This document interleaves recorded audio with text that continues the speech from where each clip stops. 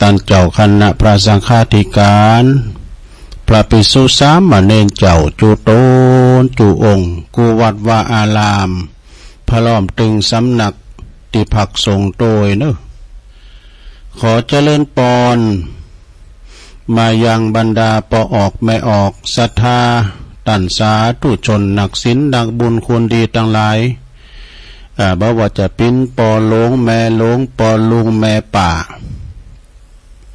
ตั้งปีป่าหน้าเอาอาศรัทธาเตียนจองห้องวัดเท่าแก่หนุ่มกำใจยิงต่างหลายบ่ายมาก็มาฟังรายการเนาะรายการนี่เปิ้นต่างจีวารายการสาระธรรมยามแรงยามบ่ายซึ่งก็ดำเนินรายการบริหารเวลา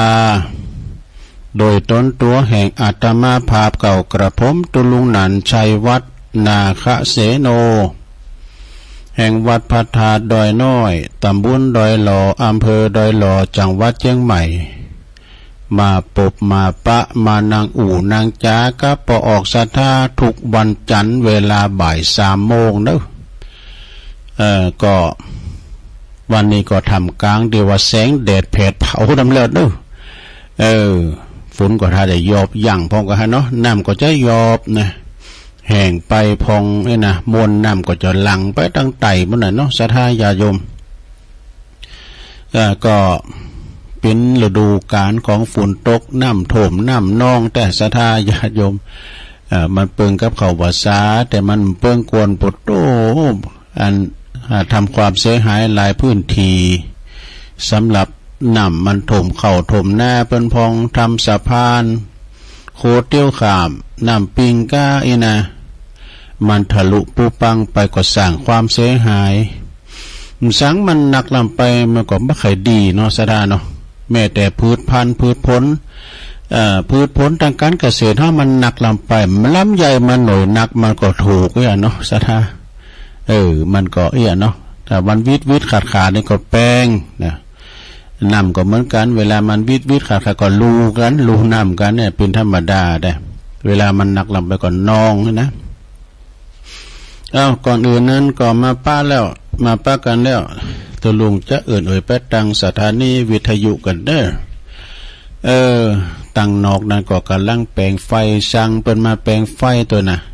กว่าตั้งแต่วันนั้นนี่สถาที่ฟ้าแพะฟ้าแมบมาบังนะเป็นว่ามาแก่ไขนะน้ำบุญเตียนห้องส่งมาขึ้นเป็นยังวะเป็นมาพอลุไปจัดลายดูมันมาเป็นสาย3 ฝีแล้วฝีเดียวกันหมด ก็เลยเอาสั่งมาแปลงตั้งในแล้วละนะกูเจอใจแอมได้นะเดี๋ยวนี้ใจแอได้ละมันไฟมันตัดไปเดี๋ยวนี้ก็แปลงตั้งนอกก็จะได้ยินเสียงเงินสว่านพองเนาะขอบคุณสถานีวิทยุกันเนอร์ที่เป็นหับสัญญาณรายการส่งเวลาแต่15 ถึง 17คือบ่าย3 โมงถึง5 โมงขอบคุณสถานีวิทยุคลื่นธรรมะของชุมชนวัดห้วยตองซักเนอร์ FM 98.75 เมกะเฮิรตซ์โซนไต่ไซไต่ก็ฟังกันไปขอบคุณสถานีวิทยุคณะสงฆ์อำเภอฝางจังหวัดเชียงใหม่ FM 100.25 เมกะเฮิรตซ์ฝางไม่อายชัยประการก็ฟังกันหลายขอบคุณสถานีวิทยุคลื่นพระพุทธศาสนาการศึกษาและวัฒนธรรมวัดฝายหินเนอ FM 104.50 เมกะเฮิรตซ์นะอันนี้ก็องค์ขลงในเมืองฟังกันหลายขอบคุณสถานีวิทยุมนต์เสียงธรรมวัดบุพาราม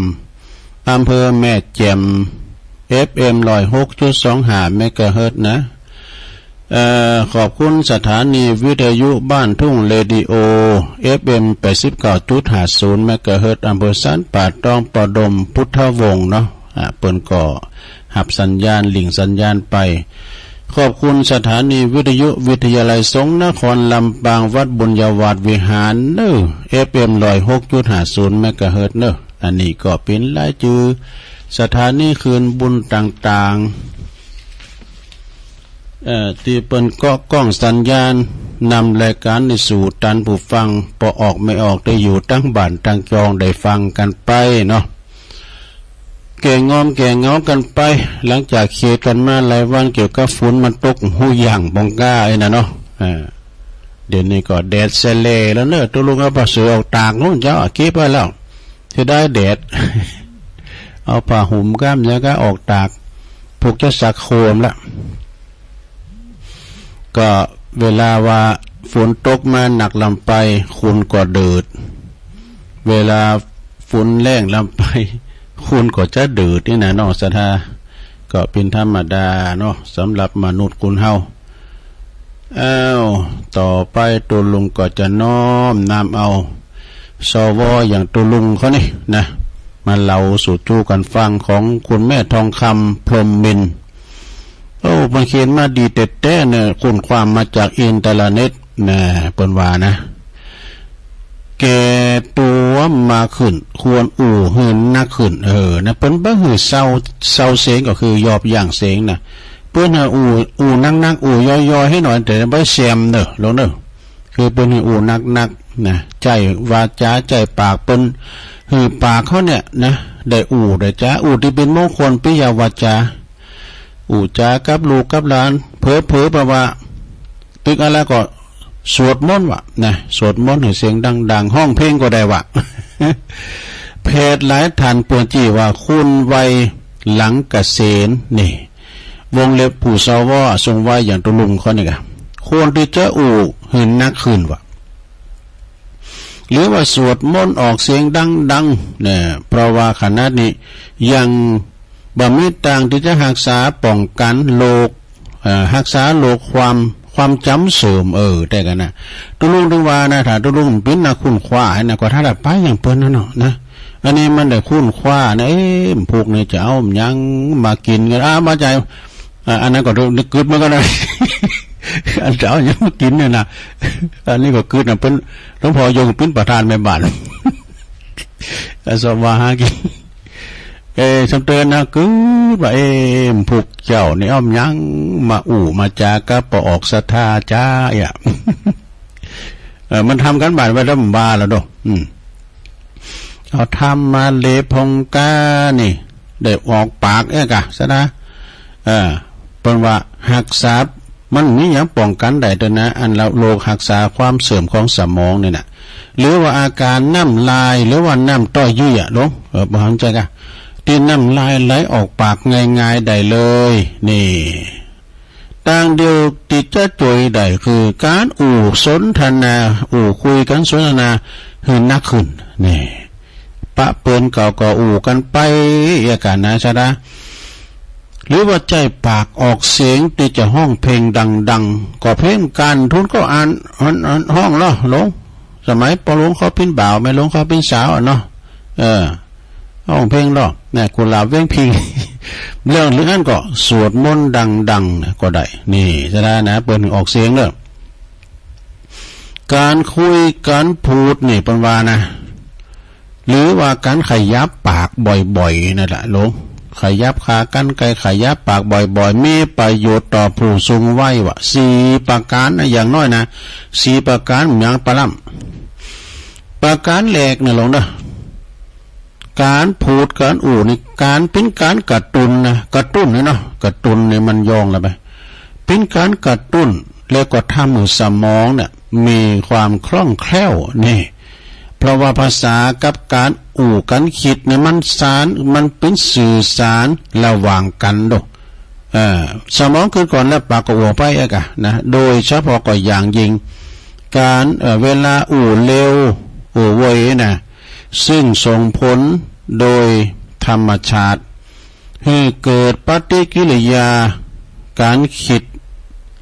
ตีเร็วขึ้นเนี่ยแล้วก็เพิ่มความจำบรรดาผู้สูงวัยทั้งหลายนี่ก็บ่ค่อยจะอู่จะคุยมีแนวโน้มที่ว่าสมองเสื่อมหั่นเลยมีแนวโน้มสมองเสื่อมแล้วก็น้ำลายไหลง่ายๆนะนี่ประการแรกนะ ห้องเพลงไปกะวันนั้นก็ห้องไปแล้วนักร้องเก่าย่ายามเบยอยู่ฮะสุรพลก็ได้ประการที่2เนี่ยลงเนาะการอู่หรือว่าการขยับปากบ่อยๆนี่นะ จะช่วยคลายความเครียดได้มากได้มากเลยทีเดียวกับคลายความเครียดนี่นะช่วยบ่หือปิ้นโลกจิตแล้วก็ลดความเครียดบ่อยครั้งที่เฮาบ่อู่แต่ก็เก็บกดไว้ในใจบ่อู่แล้วก็เก็บกดไว้ในใจอันนี้แหละเป็นความจริงว่าด้วยเหตุนี้เนี่ยจะเป็นการดีที่จะให้โอกาสผู้สูงวัยเนี่ยต่างหลายให้อู้หรือว่าขยับปากมากขึ้นนี่ลงเนอะขยับปากลงกันเอาแหนมได้ไหนก็สูตรก็ได้ก็อย่างก็ได้ก็ห้องเพลงชาติเนี่ยประเทศไทย ประการที่สองที่สามแล้วกันเนาะประการที่สามการอู้จวยกามเนื้อบนใบหน้าสวงอกได้ขยับตัวออกกำลังแล้วก็เพิ่มสมรรถภาพของปอดในขณะเดียวกันการอู่หรือว่าการขยับปากบ่อยๆนี่จะช่วยลดความเสี่ยงของการเสื่อมในดวงตาในหูแล้วก็รวมถึงความเสี่ยงที่แฝงมาเช่น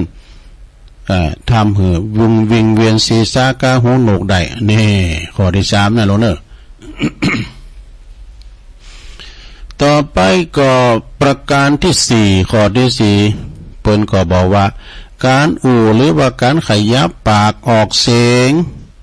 จะช่วยให้กล้ามเนื้อตีมุมปากกระชับน้ำลายก็จะไหลออกง่ายๆแต่ถ้าผู้สูงอายุอู่น้อยลงเลยนะหรือว่าบะขยับปากออกเสียงเฮเลยเนี่ย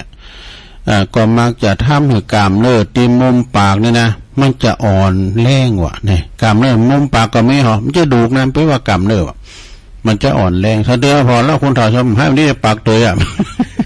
ปากเตยตัวเยอะคุณทำก่อนเนี่ยนักเลงไอ้มือแกมันหายมาแล้วในปวดปากเตยตัวเจอน้ำลายย่อยตีด้วยเนี่ยคุ้มเก่าทำให้น้ำลายไหลนะน้ำลายไหลพอฮกออกจากปากได้ง่ายๆเนี่ยแม่บ้านไหลไหลสิมาเนี่ยเราเนี่ยแม่บ้านไหลรับเนี่ยน้ำลายก่อนไหลออกมาจากปากได้นี่เพราะว่ากำเริ่มมุมปากนี่มันหย่อนย่านนะขอสรุปเลย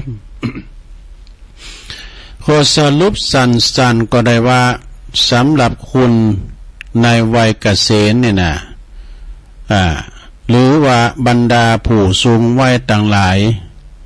ต่างเดียวที่จะป้องกันโรคอัลไซเมอร์แล้วก็โรคคนแก่ต่างๆก็คือการได้จ้าได้สนทนากับลูกกับหลานหรือว่าคุณวัยเดียวกันกันไปเล่าความหลังยังก็ได้นะสมัยนั้นสมัยนี้ก็ไปหรือว่าการขยับปากออกเสียงเนี่ยบ่อยๆขึ้น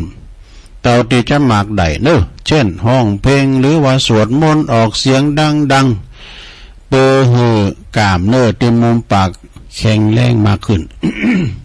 แข็งแรงมากขึ้นโยมซึ่งจะเป็นประโยชน์และก็ดีต่อสุขภาพส่งผลดีต่อคุณภาพชีวิตของประชากรผู้สูงวัยเป็นอย่างมากนี่สถาเนอะเฮามาพอนี่สถาคุณเฮาจำเตออยู่คนเดียวโดดนี่นะเนาะมันก็มีความที่ว่างอมตัวลุงมันก็รักจำเตอนะพันหน่อยเขาไปโหงหามให้หลวงพ่อก็ไปประชุมกันนะตัวลุงอยู่วัดคนเดียวนะท่านเทวันเนี่ยไม่อุกภัยนะเอาทำมันเลปองก้ามจังก้ายนะเดี๋ยวก่อนรับปองก้ายเนี่ยมันดึงแต่ว่ามันเนี่ยปากก็เลยมันไม่นะต้องปากจ้าเนี่ยไปกับโต๊ะเก่าพงนะอยากขึ้นเข่านะแล้วก็กับโต๊ะเก่าบ้านไหนก็วันเนี่ยก็ไปเมื่อไหนก็เฝ้าวัดก็กับโต๊ะเก่าอีก็มีศรัทธาต่างหลายก็ฟังไปก็เดี๋ยวตกลงจะเอาข่าวหำหรือว่าเอาลำดับปอดจ่ายเมื่อยิงมามาจานจะวางภายในลง อย่าว่าไผมาเราอู่สู่จู้กันฟังแก่งอมแก่เงาเรานี่ทานพองอันนี้เราเอาเข้าโต๊ะเก่าเอาตุลุงแม่ยิ่งนี่ก็มีหลายสนิทบดใจก็มีหลายระบบนี่สระอยู่ด้วยกันก็หักกันแป้งกันเป็นโผปินเมกันแปลว่าปินโผแก้วเมแสงโผแป้งเมหักปินเมยิงก็ปินเมยิงแต่ปินพอใจก็พอใจแต่ไอ้ดูเนาะอันนี้วางไผเนอะมีหลายอย่างเปิ้นว่าแม่ยิงแม่ยังแม่กะจังกุนโฮแม่ตูตะโกแม่คุณโคลุงลางแม่ยางมาเหาะแม่เลาะขอบโหแม่โหไก่ขมแม่จมบ่อแล้วแม่เขียวทันใจดูเฮ้ยชนะจะมาอธิบายเป็นขอแม่ยิงนี่เป็นแม่ยิงนี่ดีดูนะแม่ยิงแต่ว่าแม่ยังนี่มันยังอยู่หันแล้วจะเยี่ยมยังก็ยังอยู่หันแล้วเยเตอยังอยู่นะเปิ้นว่านะแม่กะจังกุนโฮอันนี้ก็บ้าได้เก็บเงินเก็บทองบ่อยู่นะทุงเสือมันโหยแบบนะแม่ตูดตะกูในซ้ำหายเนี่ยมันเป็นไหนเด็กโมลิคิวไว้เบานี่ก็ต่อไปขาเปิ้นเป็นนางอู่ก็เปิ้นผมในยการกุนมันแล้วอย่างหักแม่ตูดตะกูนะเราขวัญปีน้องเจ้าบ้านไปปิ้นหนีปิ้นขาดที่ไหนหูหมดมันจะบ้านเฮานะบ้านเปิ้นบ่แม่ตูตะกูแม่คุณโคลุงลางอันนี้ก็เป็นว่าย้ำได้คุณโคเนี่ยกูต้องไปอยู่ละนะปิ๊กไปอยู่บ้านพ่อบ้านแม่กูดีกว่าไปอยู่กับพ่อกับแม่เหมือนนั้น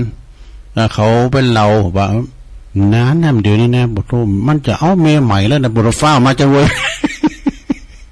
เขาไปรอนะอันนี้พอใจประมาณพิษลูกพิษแม่กะพิษลูกเป็นไหลเมนี้เนาะเมนี้แล้วเขามาสอกความอิม้านี่มันจะแต่งงานใหม่ว่าบุตรยุ่มเลยฟ้าไปตัวมาว่ะมันมีตัวเป้คุณโคลุงลางได้เด้อแม่ยางมาเหาะอันนี้กับบุตรโธยางเฮินแหงเนี่ยแม่เลาะขอบโหนี่ก็เลาะขอบโหก็เอิญเปิ้นน่ะเนาะตามคุ้มตามโหแม่โหไก่ขมแม่จมบ่แล้วจมแซมเป็นปุ๋ยเหล่งแม่เกี่ยวตันใจนี่ดีเด้เหมือนกับพอออกเหมือนกับแม่ออกเขาเนี่ยนะแม่เกี่ยวตันใจนี่ตันอกตันใจนะลงเด้อเปิ้นจะไปเยการทำงานสูเขาจะไปเยการห่อข้าวเรียบร้อยละเรียบร้อยนี่แม่ยิงเปิ้นว่าแม่แก่แม่เกี่ยวตันใจนี่เพราะว่าหู้เฮิน3น้ำ4เป็นกุลสตรีตีดีอีหรอหู้สามีภรรยาเปิ้นอยู่ด้วยกันอย่างพึงอกพึงใจกันเนาะนี่เป็นแม่ยิงแม่ยังแม่กระจังก้นหัวแม่ตูดตะกัวแม่คนโคลวงล่างแม่ย่างม้าเหาะแม่เลาะขอบหัวแม่หัวไก่คมแม่จมบ่อนแล้วแม่เกี่ยวตันใจนี่ฝ่ายแม่ยิงเอาฝ่ายพอใจกันเนาะเดี๋ยวพอใจจะน้อยใจพอใจก็มีหลายปอใจป่อจ้าป่อท่ากินกับเมียป่อตาเพียอุภิป่อทะลิแอวกาดป่อน้ำหยาดค้อนก้น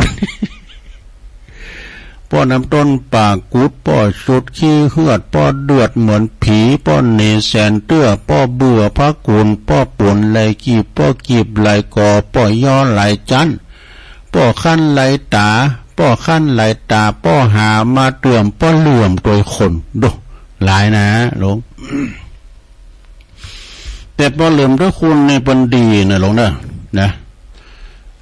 ปอใจปอจ่าปอถากินกับเมเนี่ยไปน้อยลงไว้นอนอยู่เฮือนกินเนี่ยเป็นกมอดอกอสม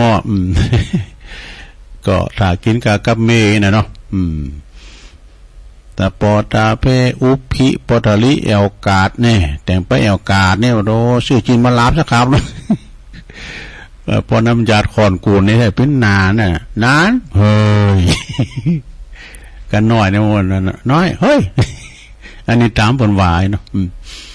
แม่ปอน้ำยาดคอนกุนปอน้ำตุ่นปากกุดเนี่ยมันดึงวุ่นมาในเอาหมดนะน้ำตุ่นหมอให้ถลายปากมันควางมาเนาะ มันใจเห็นมรณะประโยชน์ล้อหน้ามัน แต่พอเหลิมด้วยคุณเนี่ยดีว่ะศรัทธาพอเหลิมด้วยคุณเนี่ยเป็นว่าเข้าได้ทุกระดับชั้นเนี่ยจางเข้าหาคุณนี่นะไปวัดอู่ปิ้นนักปราชญ์กันไปกาดอู่ปิ้นปอกานายขายไปแพะไปป่านี่ม้ามได้เนี่ยหันโหลไม่ตายขานที่ไหนเนี่ยมาแป้งโหลหนึ่งเขาเนี่ยการไปวัดก็อู่ปิ้นนักปราชญ์ก็อู่น้ำอู่ถ้ำนี่เนาะอู่เราสู่กันฟังบ้านเราขวัญไผ่อู่เป็นน้ำเป็นถ้ำเนี่ยกันไปกาดไปลีก็อู่กันก็เอาปอกาในขายก็จะไปเอากำให้นางลำไปเด้อเปิ้นก็เอาไปเล่งลูกเล่งโผเปิ้นเนาะการว่าไปการแพะป่าไปไหนก็ไปสอหาเฮ็ดหามหยังก็หันไม่แต่ขานเอามาแป้งโหลหนึ่งเขาได้ทุกระดับชั้นทุกสังคมเนาะอันนี้ก็คือเอามาเราสู่ยุกันฟังขันรายการได้ซะนะเอาละตอนนี้ไปตัวลงก็จะเอานิทานมาเราสักเรื่องก่อนเนาะเดี๋ยวทรงที่สองจะเราเรื่องอานิสงส์นะสถาอานิสงส์ของการสวดมนต์เนี่ยของปนานสุนทรบุญยสิงห์เราของเรื่องการสวดมนต์ก็อีนะสถาญาโยมทั้งหลายแต่อดถ้าดาฟังไป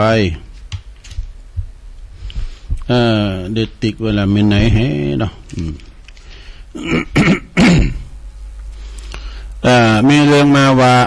เรื่องเหล่าเนาะสถาเศรษฐีมหาเศรษฐีเป็นหุมกินหุมทานคราวนั้นจากกรุงสาวัตถีนี่ได้จวนกันไปถวายทานแก่พระภิกษุสงฆ์ปิ้นโภกเนี่ยปิ้นโภกพระพุทธเจ้าได้ทรงแสดงธรรมขึ้นว่าผู้ที่ได้หืดทานโดยตนเองอย่างเดียวบ่เกี่ยวข้องกับไปบัจจักโจรผู้อื่นนี่นะเมื่อว่าเกิดมาจาดหน้าก็จะมีแต่ทรัพย์สมบัติบริวารนี่บ่มีเนอะบ่มีบริวารแล้วก็ผู้ที่บ่ได้หืดทานโดยตนเองแต่ว่าได้จักจวนผู้อื่นมาทานนี่นะเกิดมาจาดหน้าเปิ้นว่าจะมีแต่บริวารบ่นะมีสมัครพรรคพวกหลายแต่บ่มีทรัพย์นี่สดาตัวลุงไปกล่าวได้นะตัวลุงโจกทานก่อนเช้า เดี๋ยวบ่จะว่าเนาะตัวก้อนไก่ครับเพิ่นตัวย่ำตาเนี่ยตัวก็ตาอยู่นะตาหนักกว่าตาหน่อยก็ถ้าหากว่าเกิดมามีแต่บริวารเนี่ยนะกว่ากล่าวเพิ่นก็ จากโจรกับเปิ้นมากินมาตาน่ะแต่ตัวกรรมตานาจาดหน้าก็จะมีแต่บริวารแต่บ่มีทรัพย์นะบ่มีทรัพย์ตัวเองบ่ได้หืดทานด้วยนะก็คือบ่มีกับบริวารนี่ก็แล้วก็บ่ได้จักจวนผู้อื่นด้วยเนี่ย ก็หมายความว่าทำบุญโดยตัวเองแต่บ่ได้จักจวนผู้อื่นด้วยจาดหน้านี่ก็จะได้เพราะว่าเกิดมาจาดหน้านี่ก็จักบ่มีทั้งบริวารทั้งทรัพย์สินนี่นะหมายความว่าบ่โจรภัยนี่เนาะแล้วก็บริจาคด้วยนะเกิดมาจาดหน้าจาดได้นี่ก็บ่มีตึงทั้งบริวารแล้วก็ทั้งทรัพย์สินนี่นะเนาะหมายความว่าตัวเองบ่ได้หืดทานทั้งที่บ่ได้จักจวนผู้อื่นเกิดมาจาดหน้าก็จักบ่มีทั้งทรัพย์แล้วก็ทั้งบริวารแต่ในนักสถานเนาะจักเป็นคุณขอทานขอกินแต่ก็มันได้ทานเนาะจักเป็นขอทานขอกินกับพี่น้องเจ้าบ้านกับเบิ่งหมอขอกินกับพี่น้องเจ้าบ้านผู้ที่หืดทานโดยแล้วก็จักจวนผู้อื่นโดยก็จะเกิดมาจาดหน้าก็มีทั้งบริวารทรัพย์สินแล้วก็บริวารสมบัติบริวาร พี่น้องญาติมิตรนักนี่นะดังนี้นี่พระพุทธเจ้าเพิ่นตรัสไว้นะแล้วก็เพิ่นว่าครั้งนั้นนี่ก็มีบุรุษผู้หนึ่ง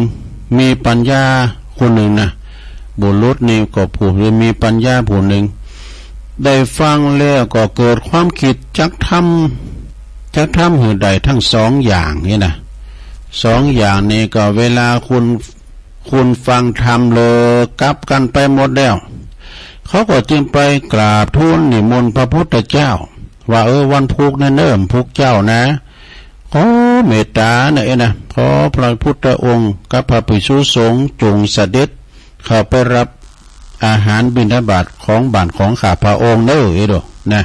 ข้าพระองค์มีเจตนาที่ว่าจะถวายภัตตาหารเจ้าแล้วก็ภายในเมืองคือไปชั้นเข้าภายในเมืองของข้าพระองค์เถิดพระเจ้าข้าเมื่อทูลนิมนต์แล้วอย่างนี้แล้วก็ทูลลาเข้าไปเป่ากับพี่น้องเจ้าบ้านเจ้าเมืองวะนะ ไปเป่ากับพี่น้องเจ้าบ้านเจ้าเมืองว่าพ่อแม่พี่น้องทั้งหลายข้าพเจ้านี้ได้ไปนิมนต์พระพุทธองค์พระภิกษุสงฆ์มีพระพุทธเจ้าเป็นองค์ประธานเนี่ยเพื่อจะได้เข้ามาเสวยภัตตาหารเจ้าในวันพรุ่งนี้ตอนเจ้านี่นะวันพรุ่งนี้ตอนเจ้านี้เพิ่นก็จะมากันแล้วข้าพเจ้าได้นิมนต์พระสงฆ์พร้อมกับพระพุทธเจ้าแล้วนะผู้ใดนะอาจที่ว่าจะเลี้ยงพระใดเต้าใดก็จงหืออาหารมีข้าวสารปิ้นตุ๋นเอาข้าวสารมาหอมกันกันเนาะเพื่อพระเต้านั้นแก่ข้าพเจ้านะมาครับมาหอมที่ข้าพเจ้าเนี่ยนะข้าพเจ้าจะเป็นวัตถุดิบมันไปหุงหาอาหารทำสำหรับข้าวเป็นภัตตาหารถวายพระสงฆ์ตอนปลุกเจ้านะพวกเฮาจักได้รวมกันหุงข้าวหุงต้มแล้วก็ในตีแห่งหนึ่งแล้วถวายต้านนี่นะที่บ้านของข้าพเจ้าพูนนี่นะชายนี้ก็ประกาศเปล่าไปหมดไปเปล่าไปตามกองหน่อยใหญ่เพื่อก็มาห้อมกันจะหลายวะมาหายมาห้อมกันจะหลายครั้งนั้นก็ยังมีเศรษฐีคู่หนึ่งอยู่ที่กาดเศรษฐีคู่นั้นไปจ่ายกาดก้าเนี่ยพอหันบุรุษนั้นเดินมาเปล่าล่องห้องเลไลไม้เนาะจะเลไลเปิดมาบอกบุญมาเลไลมาก็ไปก็นึกโกรธว่าไอ้หมอนี่มาลบโกนะมาเลไลเจ้าบ้านแล้วบ่นะ ก็มาเลไลพี่น้องเจ้าบ้านทำแล้วจะคือก็ดีเลยมันมาผ่านหน้าผ่านตากำตานก็ย้ำหน่อยเนาะเลยยิบเอาข้าวสารนิดหน่อยว่ายิ้มน้อยเนาะให้ยิ้มนะ มีถั่วต่างๆนิดๆหน่อยๆด้านนะว่าตานเหมือนเปิดหน่อพิเศษทีแต่นี่นะ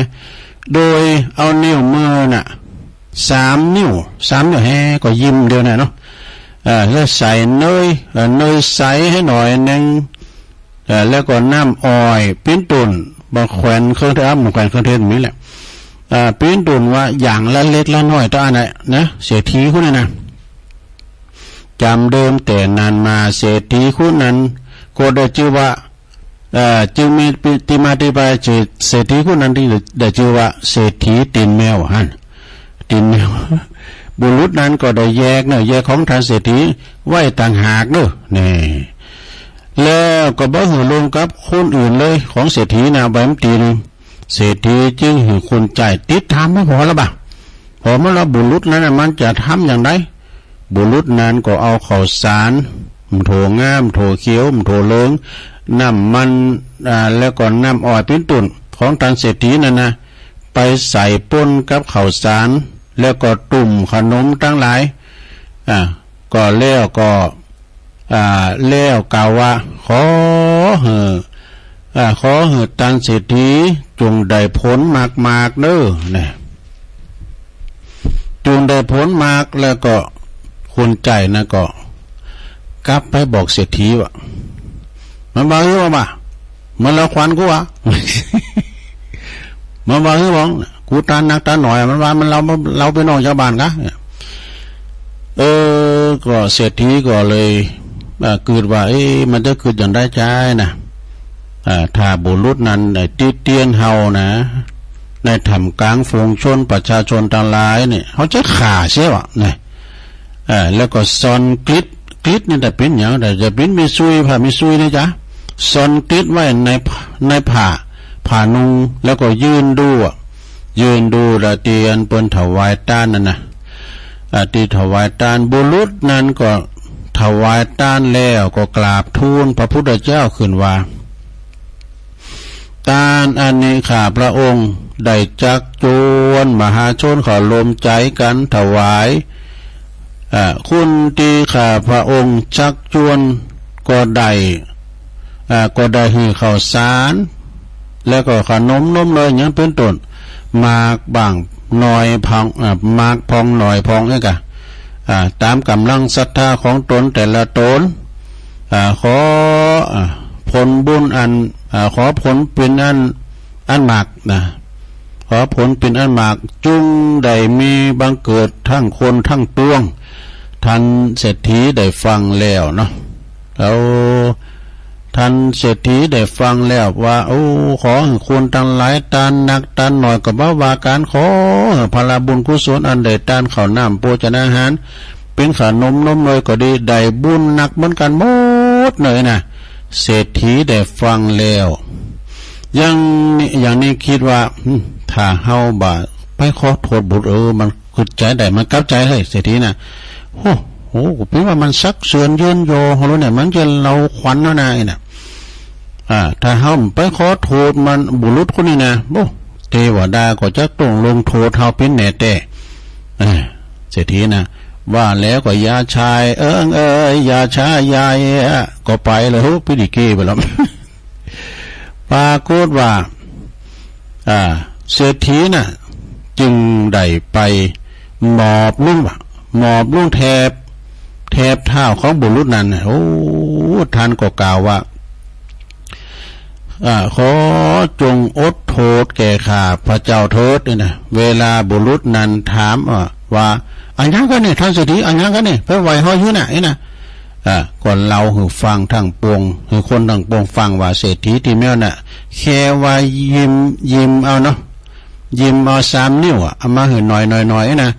เปิ้นก็ย้ำเราขวัญเอาแยกไว้ตีหนึ่งเปิ้นก็ยังทำคุณประโยชน์แล้วก็ซักเสริญย้อนยอต่อหน้าฝูงชนทั้งหลายนะเศรษฐีนะก็กึดได้เนาะพระพุทธเจ้าก็เลยทอดพระเนตรหันจึงตรัสขึ้นว่าบรรดาบุญไผก็ควรอย่าดูหมิ่นนะอย่าดูหมิ่นว่ามีต้านเล็กน้อยนะเปรียบเหมือนน้ำที่มันยดใส่ตุ่มใส่ไหยดเทระหยาดมันก็ติ้มตุ่มติ้มหายอยู่ดีทำหน่อยแต่ทำบ่อยๆก็ดีแล้วนะทานหรือว่าถวายแก่พระภิกษุสงฆ์นี่มีพระพุทธเจ้าเช่นเราในเป็นประธานไผก็บ่ควรถือว่าเล็กน้อยเนอะนะแต่ทานกับพระพุทธเจ้านี่ถือว่าเป็นการต้านอันยิ่งใหญ่ผู้ที่ทำบุญบ่อยๆยอมเต็มไปด้วยบุญเหมือนภาชนะดีเปิดฝาไว้เปิดปากไว้นะยอมจะเต็มโดยน้ำตีตกลงมาทีละยศทีละเท่านั้นเองนี่สดาเนาะเรื่องนี้เป็นจริงหันว่าน่ะสดาเนาะหันว่าคนรวยนะคนรวยโดยมากยอมจะขี้เหนียวขี้จิวะนะแต่ข้อสำคัญอยู่ที่คำสอนของพระพุทธเจ้าว่าผู้ที่ดูนะบ่หือดูถูกบุญที่ทำเล็กๆน้อยๆเท่านั้นนะคือผู้ที่มีน้อยก็ควรทำไปตามน้อยตามกำลังทรัพย์ตามกำลังศรัทธาเปิ้นไม่นักเปิ้นก็จะทำบุญหนักอีกเฮามีน้อยก็ตามบาตตามแห้งเฮาตามอัตภาพเนาะเมื่อใจบุญจริงๆแล้วนะก็จะถึงน้อยก็จะได้บุญหนักจบลงไปซะได้นะเศรษฐีตีนแมว มันเล่าสู่จู้กันฟังนะโลเด้อตันนักตันหน่อยมันว่ากันโลเด้อขึ้นจีวัตตาในตันนักตันหน่อยเปิ้นตึงบ่ว่ากันแล้วแต่เจตนาของไผของมันนะอันเจวัตตานเอาเพบเอาฤทธิ์นะโอ้อีกคำมันตุกเลยเฮาก็ได้ยันตันแต่ตะว่าสวย มันฮับสังเขาก็ฮับมันฮับเกณฑ์เขาฮับ2อันนี้เอาเพบเอาลิดเนอะอันนี้ไม่ได้เนาะเอาละศรัทธาญาโยมตอนนี้ไปตุลุงจะได้ประกาศแจ้งข่าวสารงานบุญสักกำเนาะศรัทธาเนาะนะแจ้งนำเรียนครูบาอาจารย์ประสงค์เผยแผ่ธรรมะต่างสถานีวิทยุทุกสถานีเครือข่ายคืนสีขาวทุกรูปเนี่ยแล้วก็ขอเจริญพรกับญาติโยมท่านผู้ฟังทุกท่านเลยก็เนื่องจากว่าพระเดชพระคุณท่านเจ้าคุณพระธรรมพระราชธรรมลังการเนอะหลวงปู่นะอดีตเป็นปิ้นเจ้าอาวาสวัดบุญญาวาสวิหารอดีตนั้นเป็นก็ปิ้นตีปรึกษาเจ้าคณะภาค6เปิ้นได้ถึงแก่มรณภาพลุงดังรายละเอียดที่หูกันแล้วเนาะในการนี้ก็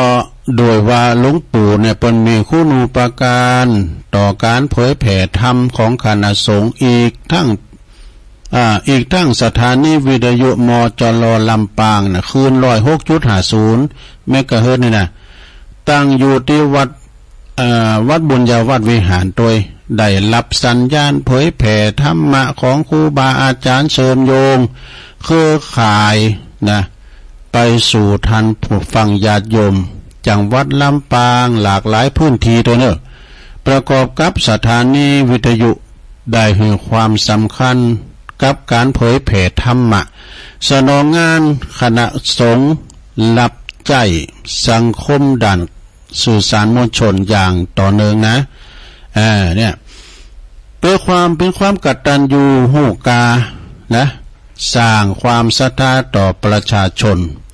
จึงขอนิมนต์แล้วก็เชิญญาติโยมเนอะไปรวมบุญทำบุญอุทิศหลวงปู่แล้วก็ตั้งกองบุญสถานีวิทยุคืน106.50ด้วยของวัดบุญญาวาสวิหารตามกำลังดังนี้เนอะตามกำหนดการดังนี้นะวันจันทร์ที่9 ตุลาคมบนอโลเนอร์66บนนะก็ในเวลา8 โมงนี่ก็ล่อมุนเนอร์เขาจะเดินทางไปทางตุงเกวนเนี่ยกะไปวัดบุญญาวาสวิหารแต่ว่าไปรวมตัวกันที่นี่ก่อนนะที่ลำปางนี่นะอันนั้นก็ลำปางกันนะแต่ว่าเวลา10 ว่าเขาจะไปรวมตัวกันที่วัดบรรพตสถิตอำเภอเมืองจังหวัดลำปางนะไปสันเพนกันที่หันรวมตัวกันเขาจะห้อมตานกันได้แบ่งกันนะเป็นสองกองทุนเนอะสดาเนอะเขาสันเพนกันที่หันวัดบรรพตสถิตนี่ก็เป็นวัดที่ตั้งแล้วก็เป็นวัดที่หลวงพ่อเจ้าคณะอำเภอท่านพระมหานพดลสุวรรณเมธีเนาะเปิ้นก็เป็นเจ้าคณะอำเภอแล้วก็เป็นวัดที่แล้วก็ท่านมหาสมชาติเปิ้นก็อยู่หันนะเอาจะไปกินข้าวตอนนะไปกินข้าวตอนสถานที่กินข้าวตอนกับอันตุลุงเขาก็ไปสันเพนฮะหอม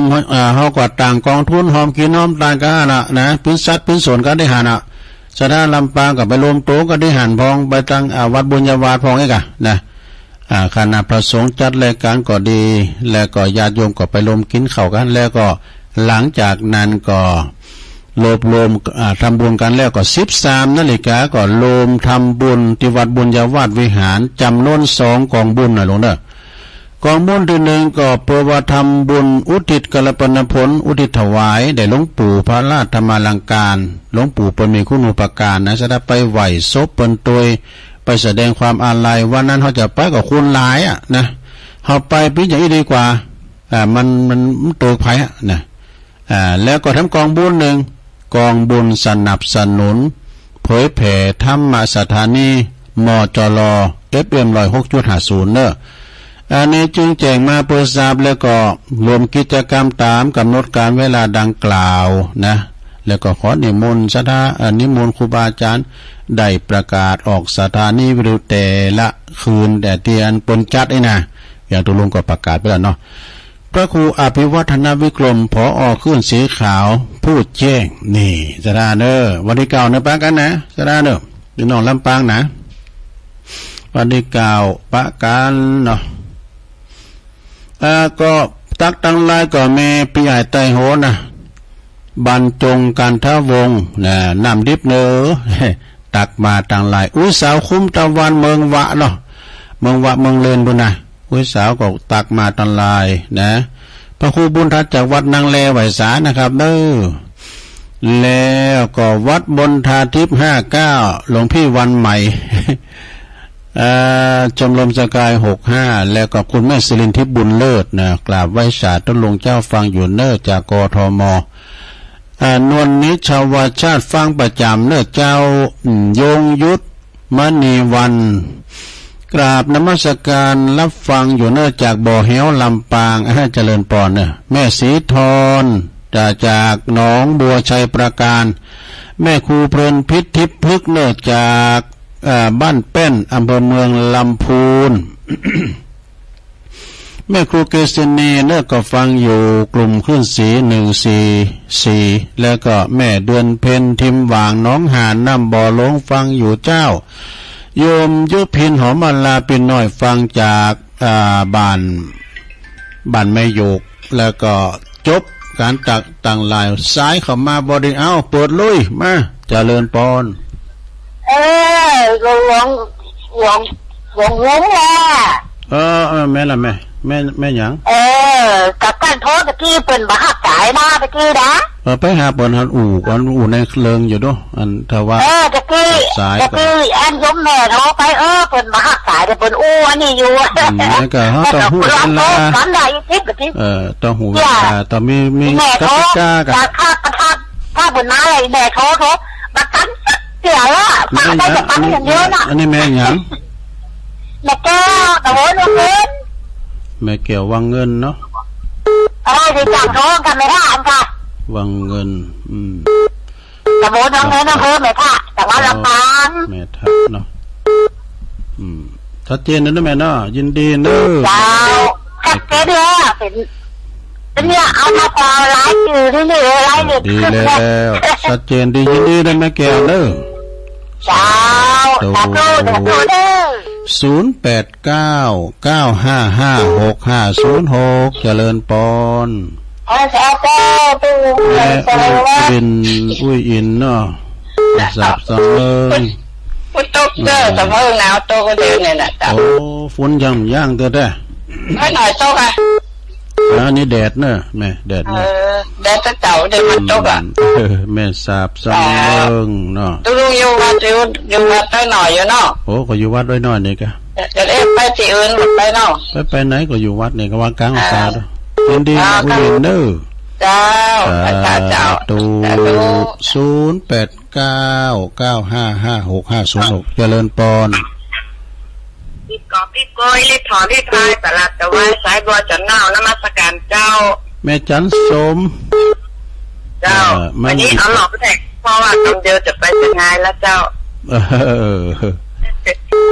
ไปดูพระเจ้าขินไปดูแลพระเจ้าขินนะลูกเจ้านี่รายใหญ่เจ้า100 ปีแล้วนะ100 ปีแล้วเดินทางปลอดภัยนะแม่เด้อเจริญปอนสาธุเจริญปอนสาธุลุงต้องได้ไหมอะไรศิลาของเจ้าแม่สมบูรณ์เนาะเจ้าอำเภอเมืองจังหวัดลำปางบ้านไร่ศิลาทองเสียงชัดเจนดีตุลุงนะดีกะเจ้าแต่เจ้าว่าตั้งอย่างมันมองหัวอยากกินยาเสียมันรักจะเตือนมาหัวจบไม่เป็นอย่างกินยากันเด้อกินยาแค่เมายินดีแม่สมบูรณ์หนักๆเด้อสาธุเข้ามาแถมเจริญปอนไว้สาธุลุงครับโอ้พอลงวินมาแล้วครับดีกะสันขี่เล็กเนาะครับกำลังใจเด้อท่านเด้อโอ้ขอบคุณหลายๆนะลงเด้อครับอุบาสกมาคุณ1ต่อไม่ยิง5คุณเจริญปอนวัดสกายครับโอ้ไว้สาหลวงพ่อครับหลวงพ่อปิดไม่ตกนะเดี๋ยวลงนะร้อนไปหน่อยแล้วอากาศร้อนโอ้ยแต่ไม่ได้เหมือนกันนะเดี๋ยวก็ปล่อยเขาก็ว่าจะมาอีกลูกนึงนะอยู่ข้างๆเรียกลูกเนี่ยข ข้างข้างมาจานให้ลูกนะแม่เดี๋ยวเข้าส่งลูกเลยไม่จ่าครับถวายความเคารพครับหลวงพ่อกฤษเนาะเจียงดาวเจริญปอนเจ้าวันสาเจ้าศพเตี้ยแม่บุญปันศพเตี้ยจ้ะแม่บุญปันฝุ่นโต๊ะเหรอมันโต๊ะแหลมมันไก่กันนี่มันโต๊ะแล้วแม่บุญปันศพเตี้ยเจ้าตะลุงเอาผ้าเสือเอาตากเนาะผ่าเล็บไหมผ่าเล็บบางๆเตียวนอนตากได้ละน่ะกะเดี๋ยวจะดีก่อนชัดเจนนะแม่บุญปานนะบ่ลืมนะวันนี้เก่านะไปเอาด้วยกันดูจะจนลูกกันแล้วนั่นน่ะโธ่แม่บุญปานนี่สถาแก่กาเต้ไปเฮาแล้วนี่ก็ฮกกันรถตู่กันนะเจริญปอนแม่พิมพ์ปาเดชปาเดชดนใจปาเดชดนชัยชัดเจนนี่นะแม่เนาะยินดีหลายๆเด้อไว้สาเจ้า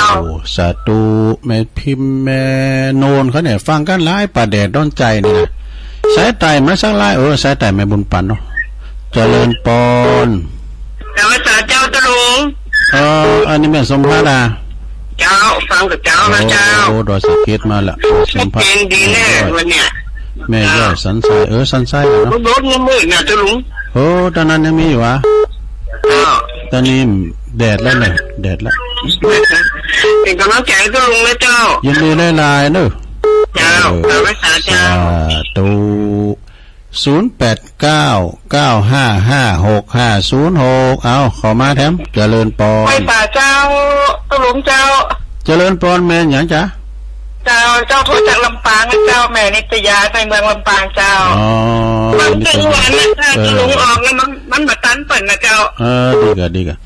อำเภอเมืองเนาะเพิ่นลำปางเจ้าอำเภอเมืองลำปางวันนี้อากาศดีฮะแจ่มใสบ่มีฝนสักหน่อยเลยเจ้าลำปางมาเตอร์เนอร์มาแถวลำปางเนาะโถเมืองรถม้ายะเจ้าเมืองรถม้าประเทศอ่างนครวันที่เก่าไปเนี่ยเจ้ายินดีเนอบุญรักษาเนอไปป่าเจ้าวันนั้นไปเอาขอบคุณหลายๆเจ้าวันนั้นไป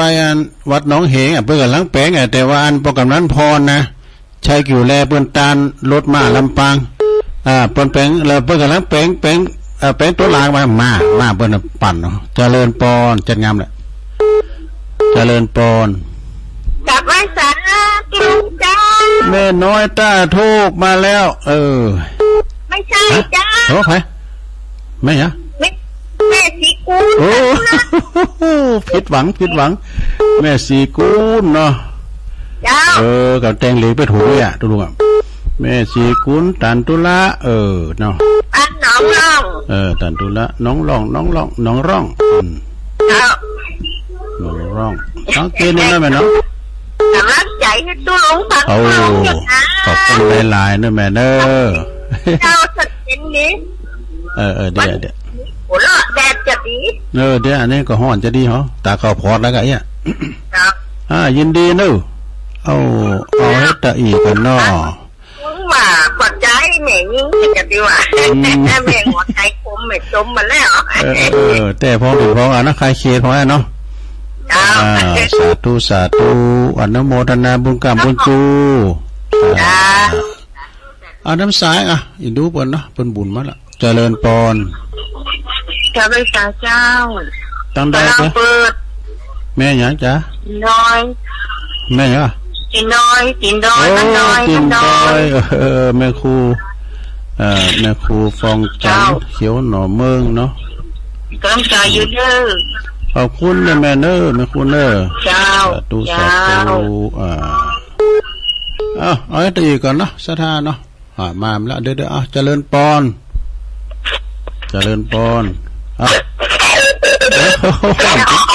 โอ้เป็นล่าปิดเท่าไหร่ท่าดิปิดเท่าไหร่ไปปิดโอ้โหกันไม่น้อยไม่น้อยจะถูกไม่น้อยจะถูกได้ยินดีนะไม่น้อยเด้อไม่น้อยเลยสาธุปวดท้องไปเป็นลาย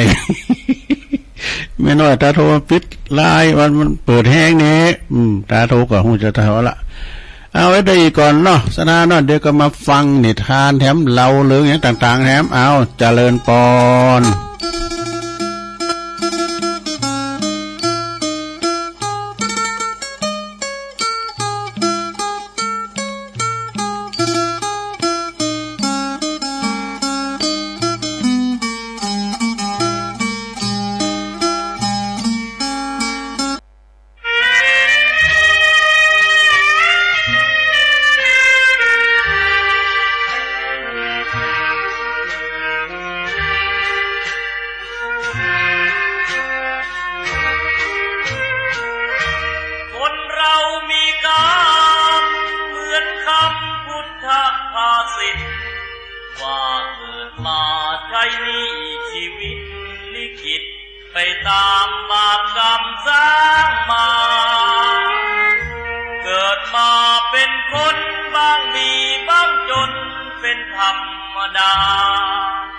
เหมือนเป็น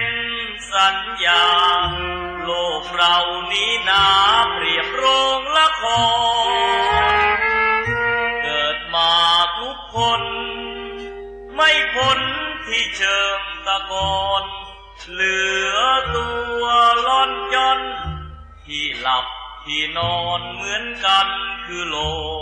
กคนเรามีกรรมต้องทำกุศลไว้บ้างเพื่อแบ่งเบาหนี้บาปตามล้างคิดสร้างแต่บุญเป็นทุนเชื่อมโยงอย่าหยิบอย่าช่วยหาทางร่ำรวยด้วยการกินโก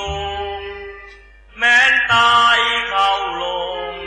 บาปกรรมเพราะโกงติดตามเรื่อยไปถึงเป็นเศรษฐีมั่งมีเงินทองเพียงใดหมดลมแล้วไม่อาจนำเงินไปได้เลยสักคนเวรกรรมตามทันเห็นกันด้วยตาก็บ่อยเข้าในคุกไม่ใช่น้อยไม่ค่อยจดจำในความทุกข์ทนสวรรค์ในอกและมีนรกในดวงกมลขอเตือนทุกคนว่ามีหรือจนไม่เห็นสำคัญหมดลมหายใจแล้วไปนอนเรียงเคียงกันที่ป่าช้านั้นไม่พ้นมือฉันพวกสับเปลือ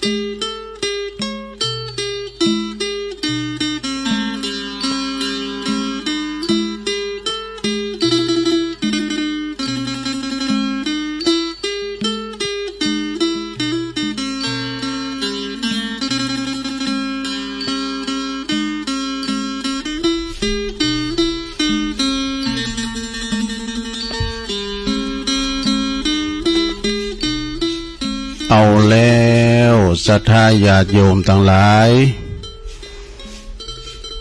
มาปักกันช่วงที่สองสุดท้ายเนาะขณะนี้ตันตั้งหลายกำลังหลับฟังรายการสารธรรมยามแลง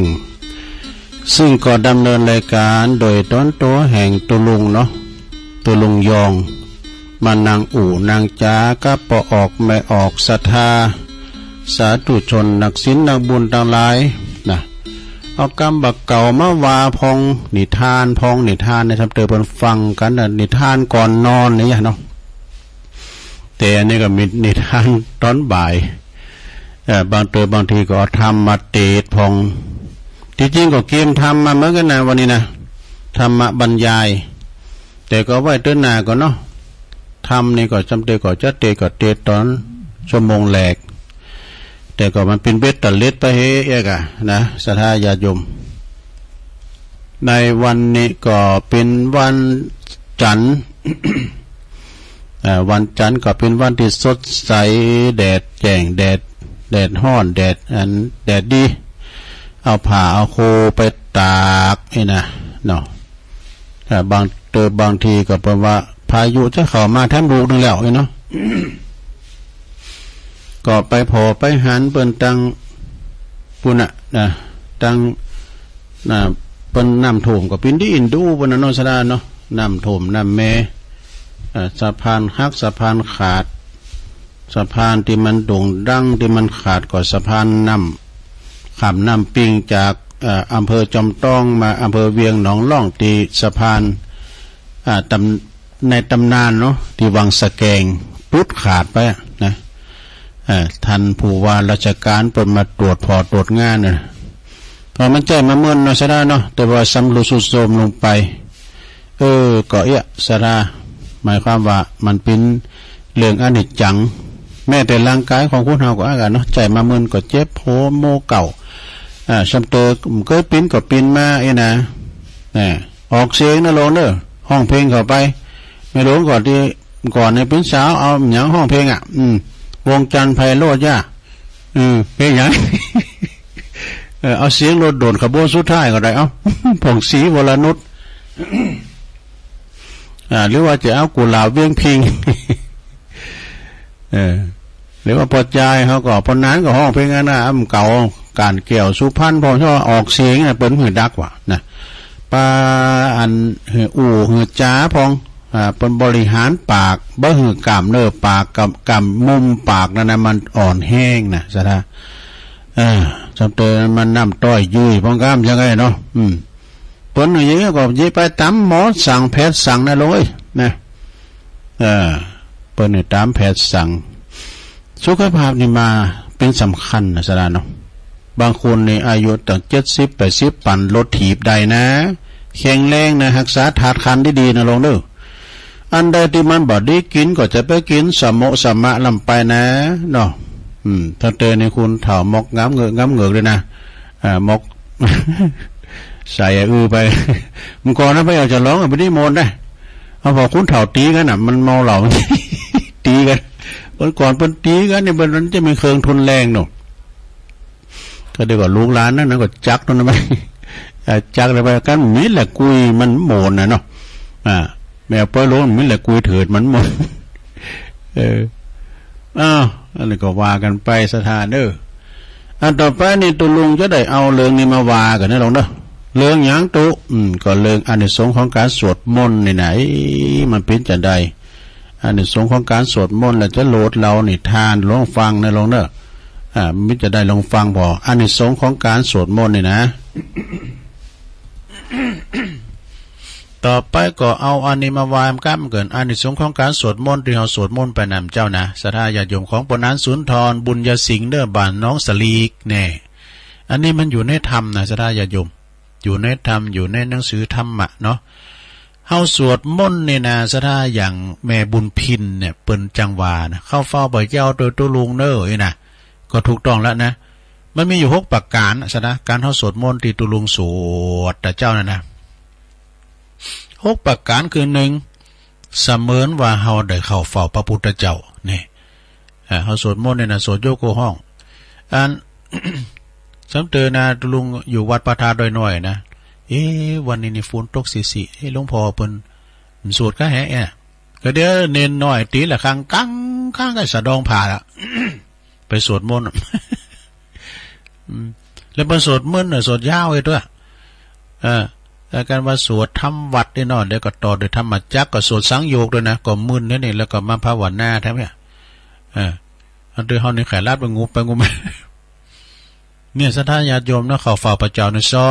2ขับไล่ความเกียจข้านเนี่ยความเกียจข้านเนี่ยโอ้อย่ามาขี้ข้านน้ำเลยเนี่ยก่อนนั่นเนี่ยพิจาร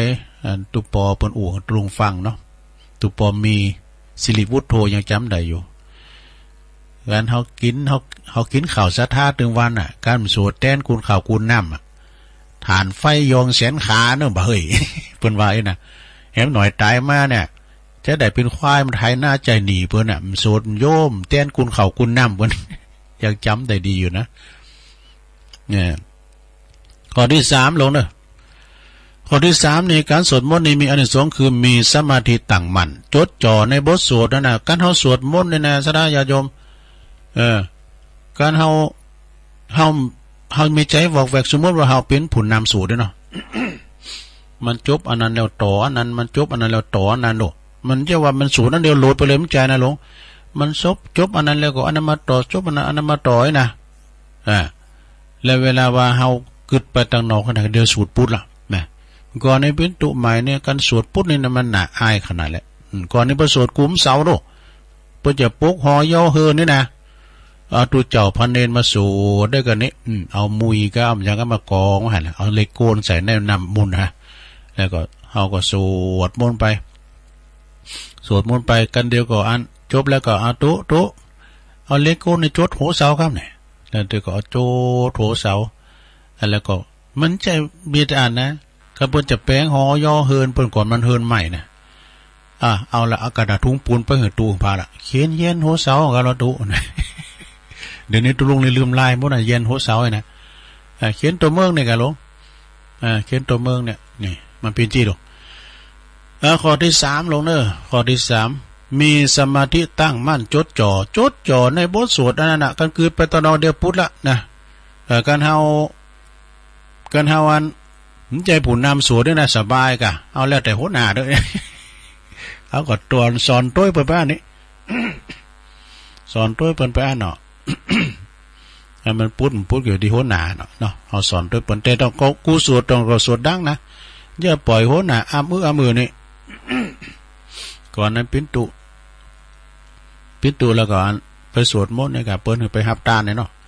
แล้วก็มีเนนทางหลังด้วยเนี่ยตุเจ้าถึง5ตุน ออมแอมในคอเลยเนาะทุกการมีเนนตัวสุดท้ายนี่นักเกจำได้อยู่นะเนนตัวนั้นก่อนเน็ตนักเกเหรอเนนตัวน้อยนะปุตตมันสวดจัดเนี่ยน่ะทุกเจ้าตั้งหน้านั่นก็ได้ว่าออมแอมมันอุสุดก็สุดดังๆกันเนาะ คือมันศักดิ์สิทธิ์เนาะคือมันศักดิ์สิทธิ์มีใจจดจ่อในบทสวดแล้วก็4ตัดความหันแก่โตนี่ตัดความหันแก่โต5ได้ปัญญาจากการพิจารณากรรมสวดมนต์ด้วยนี่คำสวดมนต์มันมีหลายอย่างด้วยใช่ไหมมันเจ้าว่าสวดเนี่ยมันสวดได้หมดมันจะนำไปกับเลิกกับสถานการณ์งานของวัดงานของบ้านอย่าไปงานบ้านเฮือนใหม่เนาะ ไปเฮือนใหม่ในเปิ้นสวดอย่างตุก็เจริญพระพุทธมนต์นะถ้าว่าไปเฮือนใหม่ก็เปิ้นสวดมนต์นี่นะเปิ้นว่าเจริญพระพุทธมนต์ถ้าว่าสวดพุทธมนต์ในสวดงานศพครูบาอาจารย์เนี่ยกะนะสวดพุทธมนต์ธรรมนิยามสูตรเนี่ยถ้าว่าเจริญเนี่ยเป็นเจริญพระพุทธมนต์นะสวดมนต์เนี่ยนะอันนี้เป็นการบทสวดมนต์แล้วก็จะได้พิจารณามันจำเป็นก็เฮิรนศพมันก็ไปทำอย่างนั้นอันนั้นก็เป็นสวดพุทธมนต์กุศลธรรมะเองอะนะแล้วก็ข้อ6สุดท้ายเทวดาปกปักรักษานะหลวงเด้อนะเนี่ยก่อนรับก่อนนอนสวดมนต์ไหว้พระเนี่ยเป็นจังหวะกันเนาะ การสวดมนต์ไหว้พระนี่มันดีนักแลเนอศรัทธาเนอสวดมนต์เพื่อว่าหยังเพื่อว่าจิตใจเฮาจะได้จดจ่อต่อบทสวดต่างๆถ้าว่าเพิ่นสวดมนต์แล้วนี่เฮาก็ต้องตั้งจิตตั้งใจนะถึงเราสวดมนต์ต่อไปก็มาเอาข้อคิดในวาดำกรรมนึงเกินเนาะสวัสดียามเช้านี่ธรรมภาสิทธิ์สอนใจเจ้านี่นะเสนอเรื่องว่าชีวิตของคุณเฮานี่เปรียบเหมือนหยังถ้าเปรียบแล้วเหมือนละครเรื่องหนึ่งนี่แต่กันเนาะ แต่การเขาพอเนาะดูลิเกขนหนังโปรดยังคิดมองชีวิตคนเล่นเช่นขนหนังบางครั้งสุขทุกรุมสุมประดังไม่กี่ครั้งก็ลาลับกลับเข้าลงเด็กชีวิตมันลงละครนะเฮาเป็นตัวละครหมดนะบ่ว่าเปิ้นว่าโตบองพองก็แสดงเป็นปอบางพองก็แสดงเป็นแม่เนี่ยบางพองก็แสดงเป็นครูบางพองก็แสดงเป็นนายอำเภอเนาะบางพองก็แสดงเป็นกำนันผู้ใหญ่บ้านบางพองก็แสดงเป็นตูเจ้าน่ะพระเจ้าตาเนาะ แล้วก็บทบาทของมันกับของไผของมันนะตามแสดงบทบาทเพราะว่ากรรมส่งยู่มาอย่างนี้เฮาใหญ่มาเฮาจะไปปิ้นกำนันนะปิ้นกำนันตึงบ้านตึงเมืองมันไม่ดีเนาะมันก็มาแบ่งซ้ายกันไปเนี่ยซ้ายตูเจ้าเพิ่นก็มาเป็นทั้งตูเจ้าโอ้ศรัทธาญาติโยมทั้งหลายชีวิตเปรียบเหมือนชีวิตคนเฮานี่เปิ้นว่าเปรียบแล้วเหมือนละครเรื่องหนึ่งเนาะซึ่งสะท้อนหือหานว่ากูคนเนาะนี่เกิดมาแล้วก็จะต้องตายแต่กันเนาะต้องตายเหมือนกันหมดเกิดมาแล้วก็ต้องทำหน้าที่ของตนหือดีหรือว่าบ่ดีสุดท้ายก็ต้องทิ้งหน้าที่นั้นไปเกิดมามีคุณหักมีคุณจังแต่กันเนาะมีทั้งรักทั้งชังนะสุดท้ายก็แยกจากกันจะมีสมบัติลำรวยมหาศาลจะได้ก็ตามหรือว่าอยากจนคนแค้นสุดท้ายตายไปแล้วก็เอาอย่างไปตัวเต็มได้มีอย่างติดตัวไปสักอย่างทิ้งสมบัติแล้วก็ความหูซึกขอให้มีความหูซึกดีหรือว่าหรือมีความหูซึกดีหรือชั่วของกันและกันนะบ่มีอันยังไผที่จะเอาไปได้เลยสัจธรรมความจริงตายแล้วเฮามาคนเดียวก็ไปคนเดียวมีบทคำกลอนบทหนึ่งเป็นว่าเมื่อเจ้ามามีอะไรมาด้วยเจ้าจะเอาแต่สุขสนุกฉะไหนมามือเปล่าแล้วจะเอาอะไรไปเจ้าก็ไปมือเปล่าเหมือนเจ้ามาเนี่ยลงไม่ให้กะได้ไงดังนั้นเนี่ยศรัทธาญาติโยมทั้งหลายนะคนเฮาเกิดมาเจอกันทำหือหักกันทำหือเกลียดจังกันทำหือปะกันแล้วก็จากกันไปบ่มีไผที่จะอยู่ก้ำฟ้าเหมือนรถด่วนขบวนที่วาวนะเนาะรถไฟเนี่ยโตคุณไปลุงจากสถานีนั้นเนี่ยบางพงก็กำลังขึ้นมาเนี่ยในขบวนรถไฟเนี่ยมันต้องได้ลุงรถไฟเหมือนกันหมดเหมือนกับพมันเกิดในโลกเนี่ยนะมันอยู่ยังคำจะอยู่ถาวรดูเนาะมันต้องมีพบมีภาคมีจากมีเจอนะจากกันไปบ่มีไผอยู่ก้ำฟ้าเมื่อปิ้นเช่นนี้แล้วเฮาควรมีความหูซึกดีๆต่อกันจะสิ้นปีแล้วนะไผดิมปากหอมพอหนากันก็ดีกันนะคุณเฮามันอายุป้อ100 ปีจะคุณนะถูกโลงเนอะให้ยืมสตางค์แล้วก็ใส่กัน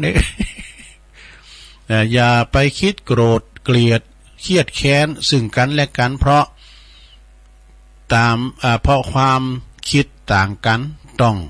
คิดเสมอว่าไผทำหยังใดอย่างนั้นสุดแล้วแต่เวรกรรมเมื่อคิดใดเช่นนี้แล้วเฮาก็สบายจิตสบายใจมีความสุขจบอันนี้บทความเนี่ยบทความวันนี้ก็ขอบคุณคุณแม่ทองคำพรหมมินเนอร์จากอินเดคินแม่แตงส่งเข้าประกวด ขอบคุณด้วยศรัทธาญาติโยมทั้งหลายตุลุงก็ความจริงก็อันมีธรรมนะ มีธรรมมาวาอยู่เหมือนกันน่ะกดรีไว้เหมือนกันน่ะธรรมนี่มันเข้ากับสถานการณ์สิ้นปีไปแล้วเนี่ยเพิ่นก็ว่าคุณเฮาเหมือนไม้ใกล้ฝั่งเนี่ยหรือกรรมถ้ามาไม้ใกล้ฝั่งเนี่ยมันว่าเด้อเนาะมันเอานิทานมาไว้ก่อนฟังว่านิทานนี่เป็นจะได้การฟังเทศน์ฟังธรรมนั้นศรัทธาญาติโยมทั้งหลายสุสังละปเตปัญญังฟังโดยดีก็ยอมเกิดปัญญาเนาะปัญญาเกิดจากการฟังเพราะว่า อย่างนั้นกับแม่ไก่เนอะศรัทธาญาติโยมทั้งหลายแม่ไก่ขณะที่ว่าได้ฟังธรรมฟังตัวเจ้าเปิ้นเลบทำอยู่บุญศาลานะโอ้มีอานิสงส์อยู่ได้ลองฟังบ่เนอะแม่ไก่ฟังธรรมนี่แม่ไก่เพิ่นฟังธรรมนะมีแม่ไก่ตัวหนึ่งเนอะนอนอยู่ไก่ศาลาวัดนะก็มีตัวเจ้าหนุ่มตัวหนึ่งก็มาตองทำเราทำอยู่ที่ในบุญศาลาหันถึงวันตังสุตรา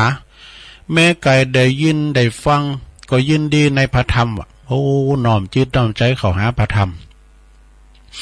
ก็เลยมีอยู่หันวันหนึ่งเนี่ยมีเหยี่ยวมีหุ่งนะหุ่งมันโตลงดูมันหนึ่งสอบแต่หุ่งกับไก่น้อยเนี่ยมันแล้วเนี่ยนะมันขี่กินไก่น้อยแล้วตัวนี้มันมาหันใส่แม่ไก่มันก็บินโฉบลงมาฆ่าแม่ไก่ตายไปเหรอวะนี่แม่ไก่ที่ฟังธรรมนะเมื่อว่าแม่ไก่ตายไปแล้วขึ้นไปบังเกิดเป็นธิดาของอันแม่กะของมหากษัตริย์ดูเกิดมาปุ๊บขนาดลูกขนาดโตเป็นไก่นะจัดก่อนนะเกิดมาแถมจัดแต่มาเป็นธิดาของกษัตริย์แห่งเมืองหนึ่งเนี่ยแล้วก็มาออกบวชสำเร็จฌานโลกีเนี่ยไก่ตัวนั้นนะเกิดมาเป็นคุณแล้วมาบวชแล้วก็ตายจากจัดนั้นแล้ว ตายจากจัดนั้นแล้วก็ไปบังเกิดในพรหมโลกเนี่ยจากพรหมโลกจุดที่ลงมาจากพรหมโลกแล้วก็มาเกิดเป็นลูกเศรษฐีดูจากไก่นะมาเป็นลูกเศรษฐีดูมาเป็นลูกเศรษฐีลูกสาวเศรษฐีทำแล้วตายจากลูกเศรษฐีก็มาเกิดเป็นสุกรโอ้เป็นมาเกิดเป็นหมูบ้านสุกรบ้านเนี่ยคุณเฮาเนี่ยมันจะเกิดไปแล้วตายไปแล้วไปสู่สงสวรรค์หมดความใจมันเวียนว่ายแต่เกิดบางครั้งบางทีก็ไปเกิดในห้องอบายพองกาบางทีก็ไปเกิดเป็นลูกคเทวดาเป็นเกิดเป็นอยู่ในสงสวรรค์นี่ยังหมดอายุอยู่เนี่ยประวัติเทวดาตกสวรรค์ เทพบุตรเทวดาก็ยังตกสวรรค์ เพราะนั้นสดาญาโยมทั้งหลาย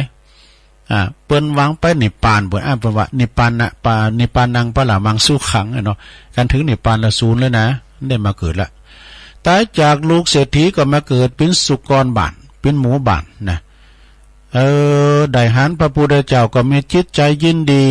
ตายจากสุกรตายจากหมูแล้วก็ไปเกิดเป็นธิดาของกษัตริย์ทำกรรมหนึ่งเนี่ยตายจากธิดาของกษัตริย์แล้วก็ไปเกิดในบ้านคามวสีบ้านคามวสีนี่เป็นบ้านแห่งผ่าไม้เนอะปโตบ้านนั้นเจริญนะ ตายจากบ้านคามวสีแล้วก็ไปเกิดเป็น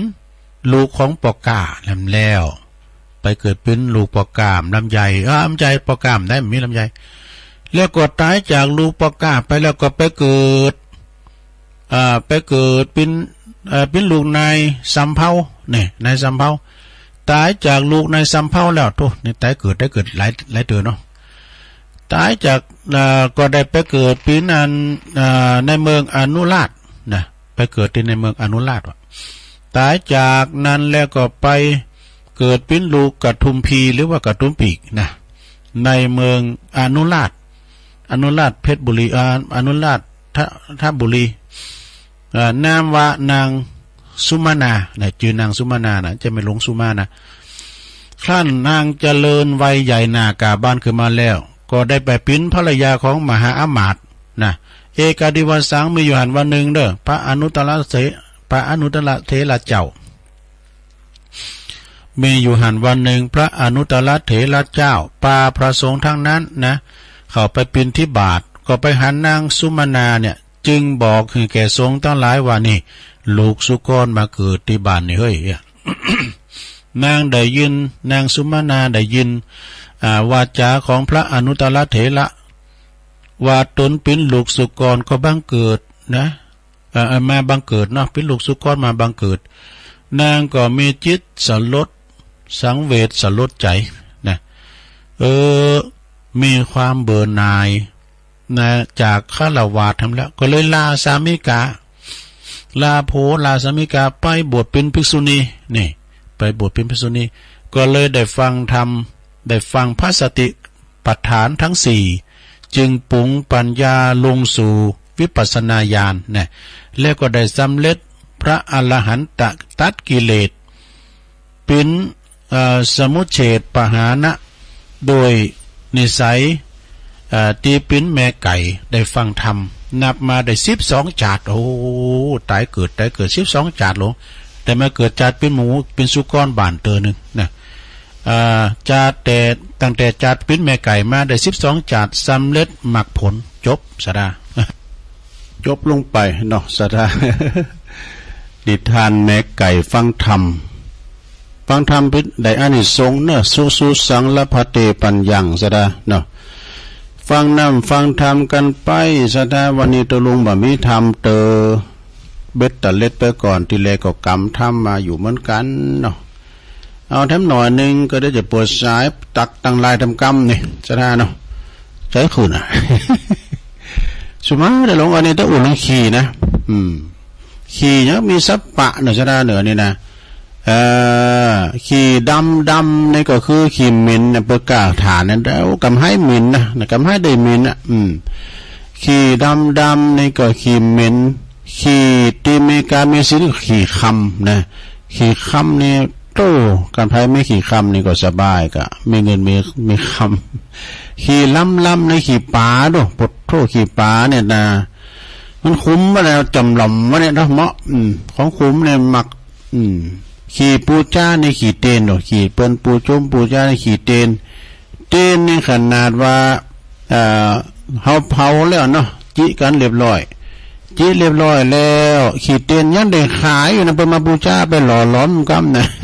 พวกข้าขี่เตนมันจะมีดูเนาะอย่างไอ้นั่นเขาบอกไอ้นั่นไหนไอ้นั่นบุญอ่ะจะปุ่นบ้านเนี้ยก็ตั้งบุญอ่ะไอ้นั่นนี่เปิ้นไปหมดหรอแล้วก็ขี่ดีเปิ้นปูจุ้มปูจ้าในขี่เตนขี่เปลี่ยนในขี่จ้างเนี่ยขี่จ้างอย่างพุ่นเก่าจุเราอ่อนนะเอาขี่ไปบุ้งป่ะมาขี่ไปบุ้ง3 วันจะแม่นงาแม่นงงถ้าอีกก็เจอนะพุ่นหอมเก่ามันจุเราขี่ที่มันไม่วางนั่นนะอยู่วางเนี่ยอันนี้ขี่บอดี้นะลงเด้อขี่งั้นก็ขี่ข้านขี้ข้านแต่การขี้ข้านเนี่ยอยู่ด้วยในไผ่น้ำไข่เอาล่ะเนอสดาเนอขี้ข้านการขี้ข้านงานเนาะขี้ข้านสันลังยาวไว้นะปัญญาการกับโปรจิบาจีแหงมาตุบักจุยบนนี่นะคนขี้ข้านแล้วขึ้นกินดีแล้วบนเนอโตกินได้แล้วบนมันหมอนั่นมันกะยามสมคะเนเวลาว่าปัญญาการมันมาเตอตึงขอตอนแล้วบ่อแต่งลมแหลมมาเยอะหันนิดน้อยก็เดียวใส่ขอตอนก็ปนกี่ขอตอนแล้วก็เลยกันลมแหลมเนี้ยเนาะนะปีนี้แรงมาเนี่ยเขาเล่งกันจ้าเนี่ยบดมาใส่เลยปนใส่อนางเงี้ยเนี่ยบนแล้วเนี่ยนะมันก้าคะแนนเนาะ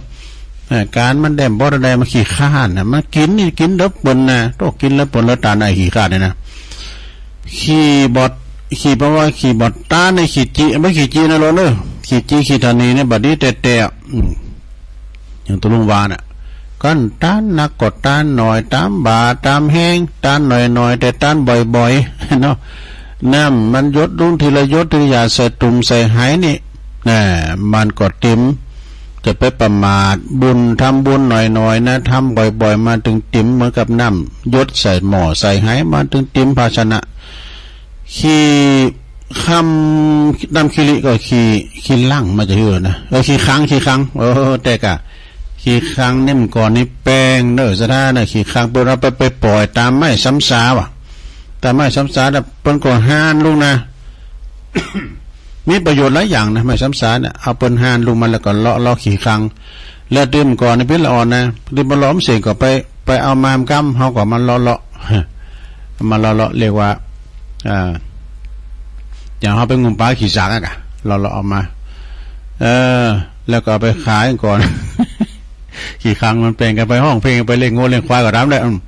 ไปห้องแล้วมาขี่ครั้งแป้งเนี่ยก่อนในเปิ้นเอาขี่ครั้งเนี่ยก็เอาแป้งแผ่นเสียงแผ่นบกซ้อน่ะ แผ่นบกซ้อแผ่นเสียงอะลูกแผ่นเสียงขี่ครั้งการเขาทุ่งเขาเนี่ยก็แผ่นขี่ครั้งนะมั้งกะก่อนนะสมยศกาสุรพลกาเมืองมนสอนเพชรครับก่อนเนี่ยรุนแรงสมุไวโพดเขาเนี่ยเปิ้นก็เอาแผ่นขี่ครั้งเนี่ยเนาะ ครั้งนี่แปลง แล้วก็ขี่ที่บนจังในขี่หลักมันขี่หลักก็มาดื่มบอดี้แต่ขี่เม็ดขี่หลักปนเนี่ยนะอย่างการทำให้ขี่นั่นแปลว่าขี่บาเต้ในขี่ลิ่นขี่ที่มันจนติดในขี่จี้กุงขี่ปูสมบูรณ์ในขี่เขียวขี่เบลในขี่ไถขี่ใสๆในขี่คำขี่ดำขี่มือขี่ที่ปนลือในขี่หลักนี่นะใช่ไหมปนหลักที่ไหนที่เบาลือไปบันเทาไปนะขี่หลักเลยนะเนาะปนสอบสู่กันนะแล้วก็ขี่อยู่กับอยู่คนเดียวก็คือว่าขี่งอมขี่เหงาแต่ขี่ตีปิ้นเลิงเป็นเล่านะขี่คุยขี่อูนะเนาะสะดาแล้วก็ขี่ตีเปิ้นไห้เปิ้นห้วยเหรอขี่กังนะขี่กังนี่ได้นะบางพองนี่มันกังโดนลูกเตี้ยวไปเปิดตู้ก็มีนะโหเขามาอยู่ด้านนอกไว้กังแปลว่าละเมอเนาะขี่กังเปิ้นว่าพี่อ้ำวะนะเอาโหแม่มือไป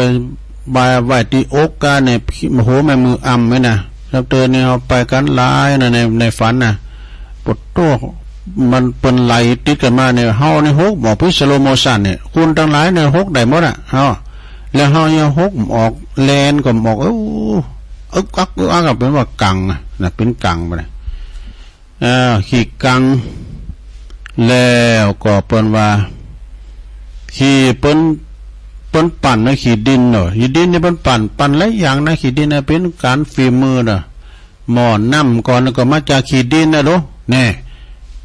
แล้วเพิ่มก่อนในมนต์เตะนะของไผ่ทานินอินทรเทพปั้นดินให้เป็นดาว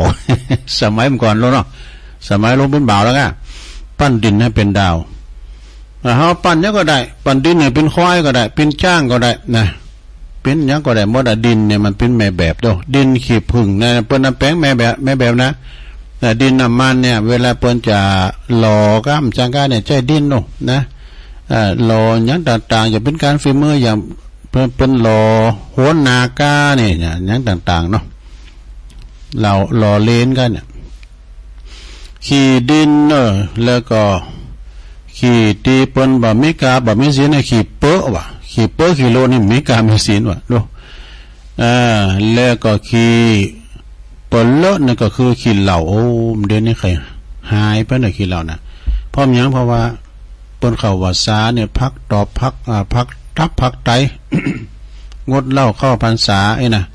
แต่บางพองเนี่ยมันถึงผักหรอกนึกกินไปพองก่อนเวลาข่มซาปุ๊บย่างเลยนะย่างสนิทโปเจ้าหมูเจ้าจุ่มมากินตอนนั้นมันก็ดึ้มเตะตองอันนี้สัจจะกับตัวเก่าเวลาออกวาษาแล้วปวดเราเอาอย่างเก่าทำแล้วนักเลือกเก่าทำแล้วสดเซยเมาลืมหูลืมตาเนี่ยนะขี้เหล้ามันก็ดีอย่างนึงนะสัตยาโยมเนาะ เวลามีการไม่งานเฮิร์นโซเฮิร์นศาสตร์เนี่ยมันจอยด้วยขี้เหล้านะจอยการจอยงานเวลาพอคุณเต้นคุณโตคุณต่างแป้งอย่างต่างๆเนี่ยใจการใจงานนี่นะ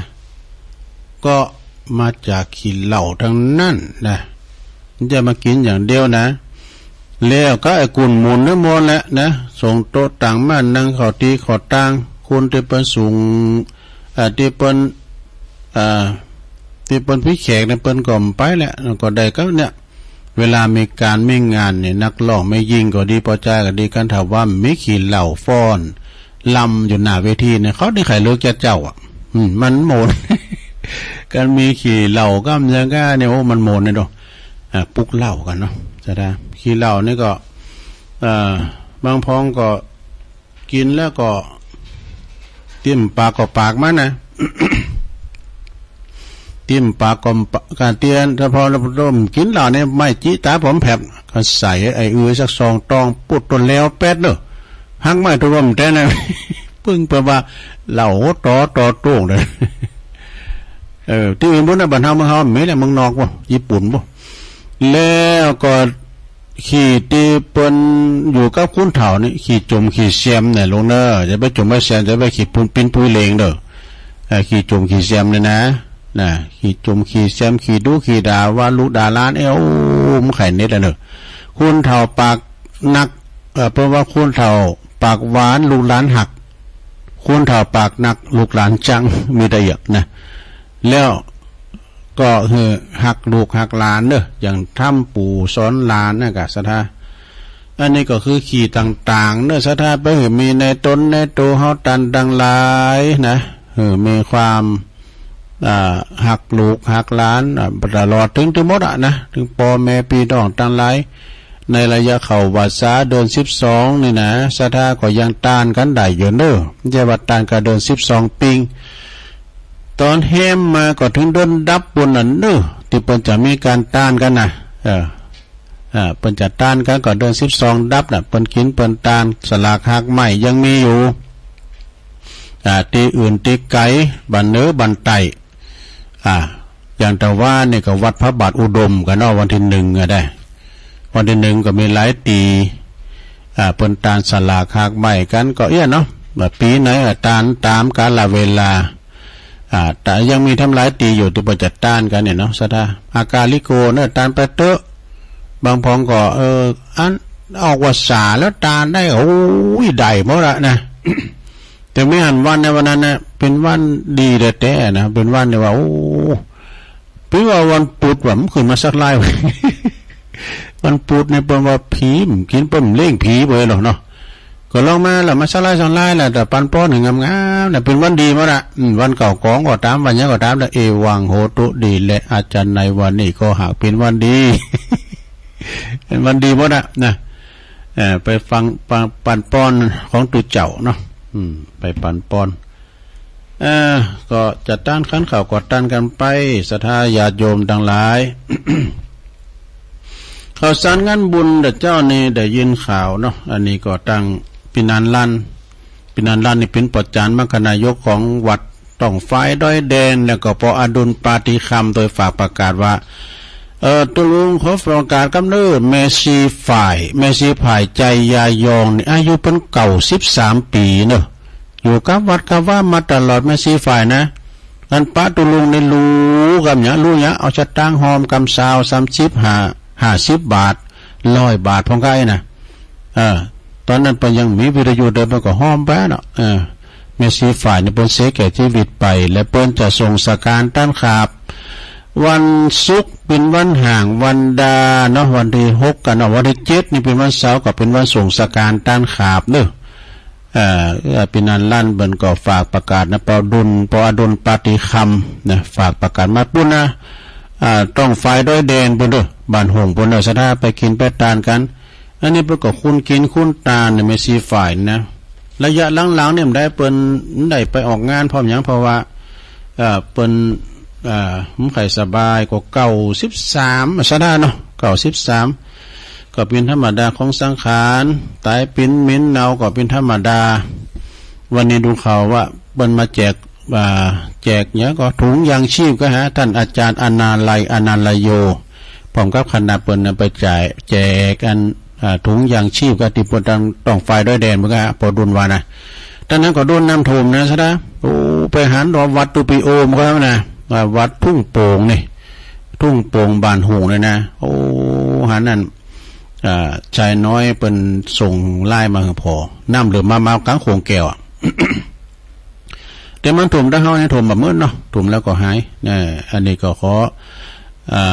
แสดงความเสียใจกับครอบครัวของลูกหลานแม่ชีฝ่ายด้วยเด้อไปกินไปทานกันเด้อวันศุกร์วันเสาร์วันศุกร์วันห่างวันเสาร์วันตาลวันส่งสการต้านขาบเนาะแล้วก็วันที่22บุญ22ตุลานี่นะต่างคณะสงฆ์อำเภอดอยหล่อ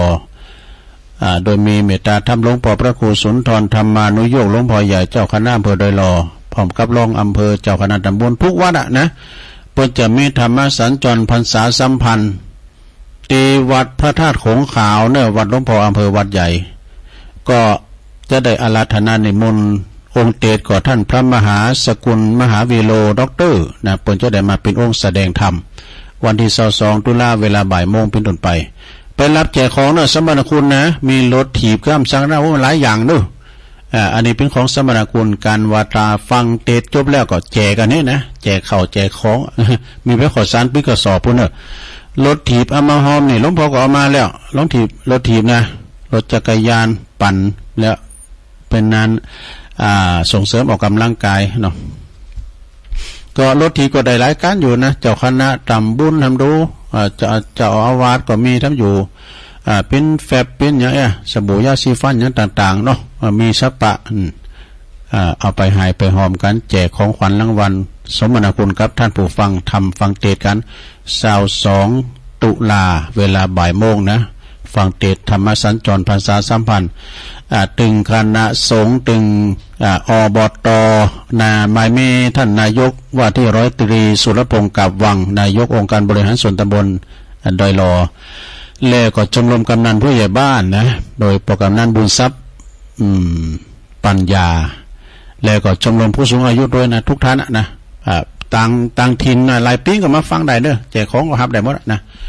แต่เจ้าก็มีแม่แก้วบ้านตำบลวังเงินอำเภอแม่ทะจังหวัดลำปางเด้อโทรมาเป็นสายเหล็กแม่อุ้ยอินแม่สาบเสมิงนะก็โทรมาเป็นสายโดยสองแม่จันสมมานีจักเนมพวกนี้จะไปพอเตวดาของลูกพระเจ้าขินปุ่นแม่คำซบเปิ้นแม่สมบูรณ์ไร่ศิลาทองนะอำเภอเมืองจังหวัดลำปางปลงวินสันขี่เล็กเน้อจากเวียงป่าเป้าหลวงพ่อกฤษพุทธอุทยานปางโมจากเชียงดาวนะแม่บุญปันศพเตี้ยจอมตองนะแม่พิมพ์ป่าเดชเด้อในเมือง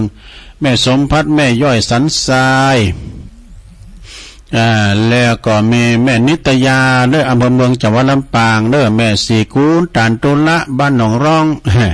แม่ครูฟองจันเขียวหน่อเมืองนะนี่ตีนดอยโดยหน่อยนะแม่น้อยท่าโทกได้13 เบอร์รู้ว่าเจ้าช่วงแรกนะได้13 เบอร์แล้วนะสถาที่เปิ่นโทรกันมานี่นะก็มีเพิ่มเติมอันนี้แม่สมผัดแล้วก็ตักมาตังลายแล้วก็โยมกรกมลเขยกลางจากดอยน้อยสันทรายพัฒนาน้องหันสันทรายเด้อนี่ก่อนชายน้อยเนี่ยฟังอยู่เน้อแล้วก็โยมแม่กันดาคุณแม่กันดาสีเน่ตุยอันนี้เปิ่นตักมาตังลายเพิ่มเติมเนาะเอาละส่งที่2อย่าปวดสายมันแล้วก็เอาเข้ามาแถมเลยสดาเด้อโทรเข้ามาที่เบอร์0899556506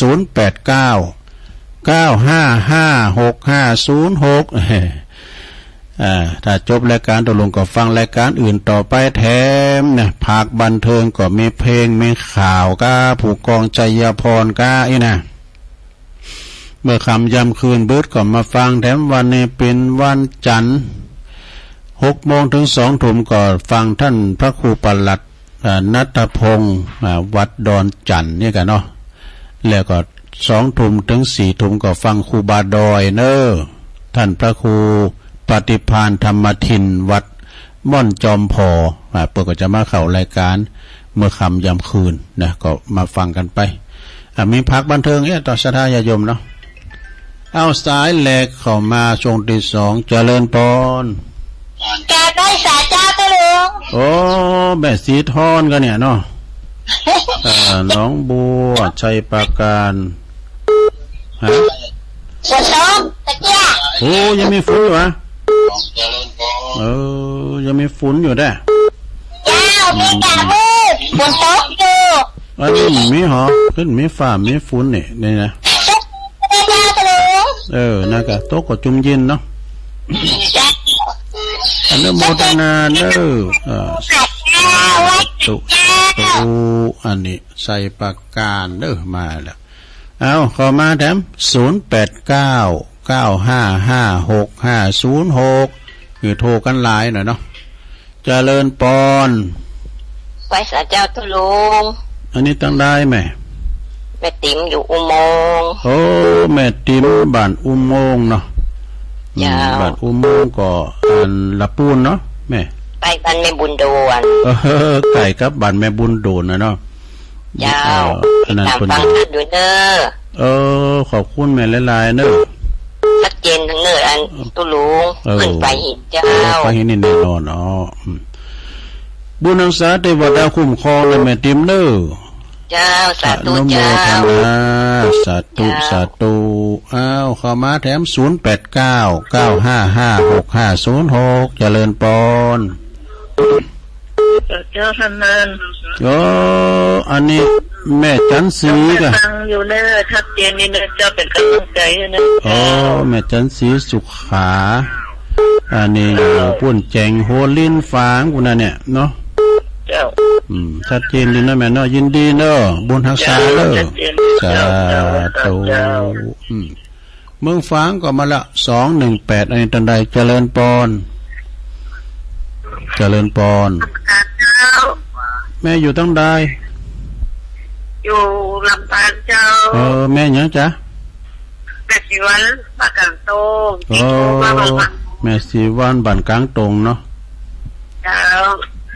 จะรู้จัก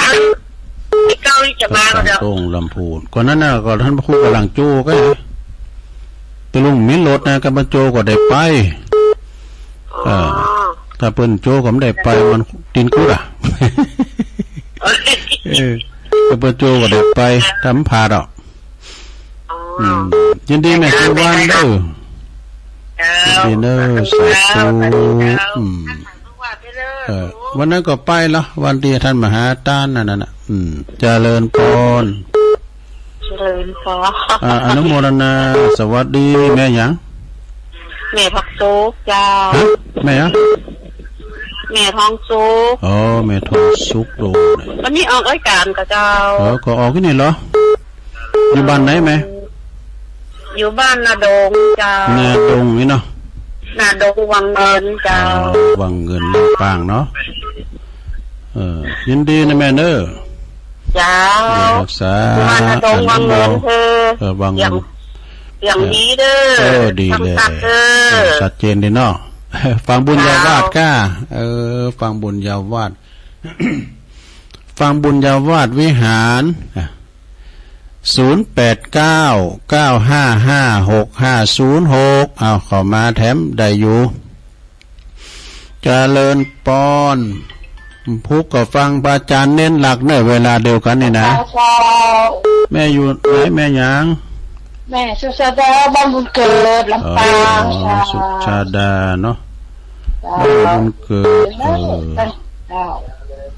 ลำปางเจ้าฝนตกมาจังวันนี้เหรอไม่กระแดดเฮ้ยวันนี้แดดเนาะจังมึงฟ้ามันตกว่ะจังเงินใช้ประการนี่นะตกกดดีจุ่มเย็นเลยนะแม่เนาะขอบคุณเนอะแม่สุชาดาสัตตุ017เจริญพรภาษาเขากันบ่อุบาสกมาแล้วตีว่าบุตรพรา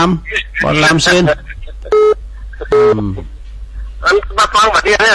จะทำได้ยังไม่ใจอ่ะดีกะพรามจะทำได้นะพรามเซียนก็ขาน้องโบบรรยายทำได้แล้วเปลี่ยนทางไปไหนอันบรรยายไหนเดี๋ยวธนาครับได้เราแล้วประกาศได้กะมาเจ้าละกะไปเสียโซบะไปก็มาตีตุลาแล้วก็แก้เข้าบ้านมาเนี่ยเป็นอย่างอยู่ดีไม่สู้ก่อครับโอ้เตือนว่าน่ะน่ากะแต่ตึงอาการแล้วก็ได้มาอยู่ได้เจอกันว่าเนาะพวกกะขอกำน้องเกิดปะกันเนาะโอเคเนาะวันเสาร์เลิกรักใจเด้อโอ้สาธุครับว่าจะครับเกมเขาห้ามไว้หรอเกี่ยวกับเขาห้ามเตียนตักบาทอ่ะพอลำเชียนนี่ก็ผมจะธรรมดานะเขาห้ามเป็นไม่ลายเด้อกำอู่กำคมมันก็มีนักนะพอลำเชียนนี่นะพอเสียวเนี่ยพอเยน่าดูเยน่าข้าวสารนะอันป้าเด้อข้าวสารต้านกูเรือนะกำกระสอบนะกระสอบพ่อใหญ่ก่อนนะสายต่อไปเจริญปอนราชการเจ้าตุ้งแม่ยังไงแม่สีเจ้าฮะสีลำปางเจ้าแม่สีเนาะแม่สีจากลำปางเนาะแม่สีฟังเจ้าละกะฟังเจ้าละเจ้าเนาะบัดได้โทรละเจ้าโทรแล้วเหรอชัดเจนดีเนาะเจ้าอยู่ลำปางอยู่อำเภอยังไหมอยู่อำเภอเมืองเจ้าโทอันบุญญาวาสนี่จะธรรมดานะอำเภอเมืองเนี่ยได้หมดอ่ะฟังได้หมดอ่ะเนาะเมธะก็ได้ยินก็คากะดีได้ยินแล้วโถนมาหมด ขอบคุณแม่สีนานๆด้วยแล้ว สาธุสีแม่สีตุลุงก็ฟังพระอาจารย์ตุปิกีเขาเนี่ยนั่นแล้วก็อันท่านอาจารย์ตุปิจ้อยเขาเนี่ยโตโมนท่านพระมหานพดลเขาเนี่ยท่านบัณฑิตเขานี่เจริญปอนเจริญหลวงพ่อกฤษเนาะรอบสองหมดเวลาเลย7 นาทีครับประมาณไม่อยู่เวลาเยอะอยู่ก็รีบมาแล้วกันเดี๋ยวอาจารย์จะได้มีแขกเยอะไม่เป็นไรหลวงพ่อกฤษพุทธอุทยานปางโมดเจริญปอนกราบนมัสการจ้าตุลุงแม่พ่อไข่เด้อแม่โบไข่เนาะตัวหัวจ้างให้เจ้าพระบาทโทษหัวช้างเนาะเจ้าชัดเจนดีนะแม่เนาะชัดเจนดีเจ้าดีขอบคุณหลายๆนะแม่เด้อเจ้าสาอนุโมทนาสาธุเจ้าคุณฟังจัดหลายเมื่อก่อนเนอะสดาเนี่ยดูระว่างกลางวันเนี่ยเปิ้นไปเยการกันก้ายโอ้ก็เพิ่งว่าเปิ้นฟังเปิ้นได้เปลี่ยนกันฟังนะเนาะเปลี่ยนกันโทรเปลี่ยนกันฟังไม้นะโอ้เมื่อเจ้าสำนักเนอะตุลุงก็ออกรายการเมื่อเจ้าตี 3 ถึง 5 โมงนะก็ว่ามีคนฟังก็ลองงานเปิดสายในจิ้มจี้อย่าให้กุ้นหมูเหรอซ้อนก็อย่าชี้กุ้งเจริญปอนสายสุดท้ายเจริญปอนไหมเจ้าอู้เลยแม่ยางแม่แก้วเจ้าแม่แก้วอยู่ที่ไหนบ้านแม่แก้วอยู่ไหนบ้านหักจำอำเภอแม่อายนะบ้านนักจำกับบ้านนาพันก็โปเล่งรถเขานะบ้านโปเล่งรถเขารู้เนี่ยบ้านโปเล่งรถนั่นเนาะจังไปน้ำบ่อสวากับเจ้านะโปเล่งรถเขาแล้วก็อันไม่อัมพรเขาน่ะวงสายยาเขาน่ะจอดเนี่ยน่ะทิ้นน่ะแม่ลาวงสายยานะเปิดถึงฟังปิดประจำนะเวลานะไม่แก้ที่อยู่ฟังเป็นประจำเลยลุงโอ้ดีกะฟังไปเนาะขอบคุณหลายๆเนอะไม่เกี่ยวกับมันโทรมาป้องกันเด้อมันโทรมาป้องแต่ถึงลูกถึงร้านโทรมากันมันติ๊กมาพลมนตรีเขาเนี่ยเราพลมนตรีเนี่ยสอท่อเนี่ยก็เป็นเจ้าเดียวกันสมัยก่อนนะเดียวกันดูพลมนตรีนะก็มันเป็นพิการเป็นลำดีนะก็ฟังก็รู้จักน้องตุ่นอูนะพอตกใจว่านะกะน้องตุ่นไม่หาว่านั่นน่ะเป็นอย่างไรชีวิตยังอยู่เนาะอยู่ดีไม่สุขขอบคุณแม่แก้วเนอะแก้วห้างตำไม่อายเนาะไม่อายเนอะไม่อายจับเต่าสาธุโทขอบคุณหลายๆอินดูบนทำสายกันเหรอเจริญปอนกับไปสาธุลุงจำได้แม่หยังแม่บุญพินฟังตุลุงอยู่เนอะโอ้แม่บุญพินหายหนาหายตายไปเมื่อเนี่ยฟังตุลุงประจำนะเจ้าตุลุงฝนตกเหรอบ่ตกเหรอตะกี้ตกแล้ว4 โมงไปตกจะนักเหรอเจ้ากำลังใจตุลุงเนอะฟังตุลุงอยู่ประจำนะเจ้าโอ้ขอบคุณแม่บุญพินหลายๆนะกลับไปสาเจ้าสาธุแม่บุญพินเนี่ยก็บอกว่าเดี๋ยวก็จะเข้าเฝ้าพระเจ้าโดยตุลุงเนี่ยสวดมนต์ด้วยกันเนี่ยเนาะเอาแล้วนอกสถาให้ได้ก่อนเนอะเดี๋ยวจะล่ำเวลาท่านผู้โหมดเขานะผู้กองเขาตุลุงก็จะโทนสายเจ้านั้นก็รอบ2นี่ก็มีแม่สีทอนหนองบัวไซปาการเด้อแม่ติ๋มบ้านอุโมงค์ละปูน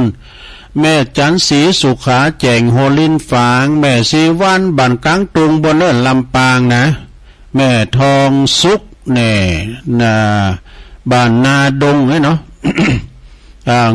บางเงินลำปางนะแม่สุชาดาบ้านบุญเกิดลำปางลำปางมาหลายเด้อปลามเซนบ้านก็คานองโบเนี่ยแม่สีจากลำปางอำเภอเมือง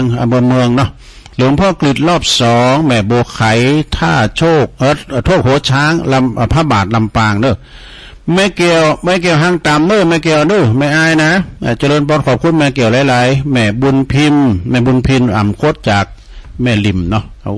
ได้25สายก็ตึงเก่าตึงใหม่อ่ะพอดีกะตุลุงก็จะต้องนำรายการจากลาศรัทธาไปก่อนเด้อถ้าจัดรายการก็ดีจัดสั่งก็แปลงอันนั้นก็กระเดียวเปิ้นก็มาอยู่กระเดียวเปิ้นอันใดวิทย์อันขาดหู้นะ เจ้าของฟาร์มนางอู่นางจ๋าเนี่ยเป็นหยังอันเนอะซะนะตุลุงถือว่าการนางอู่นางจ๋าศรัทธาเนี่ยเป็นเรื่องใหญ่นะกระเดียวก้อยอู่ก้อยจ๋ากับสั่งมันขาดหยังของเนาะแปลงไฟฟ้าแพบฟ้าผ่าว่านั่นบัดไม่ถ้าได้ลื้อไฟลื้อหลอดไฟใหม่หมดเดี๋ยวใจโชว์ข้าวอยู่นะจากลาไปก่อนเนื้อสดาอยู่ดีมีสุขอายุมันควันยืนมีโจกมีใจเหมือนการกูก่อกุคนเจริญปอนจัตตาโลธรรมาวัตันติอายุวันโนสุขังปลา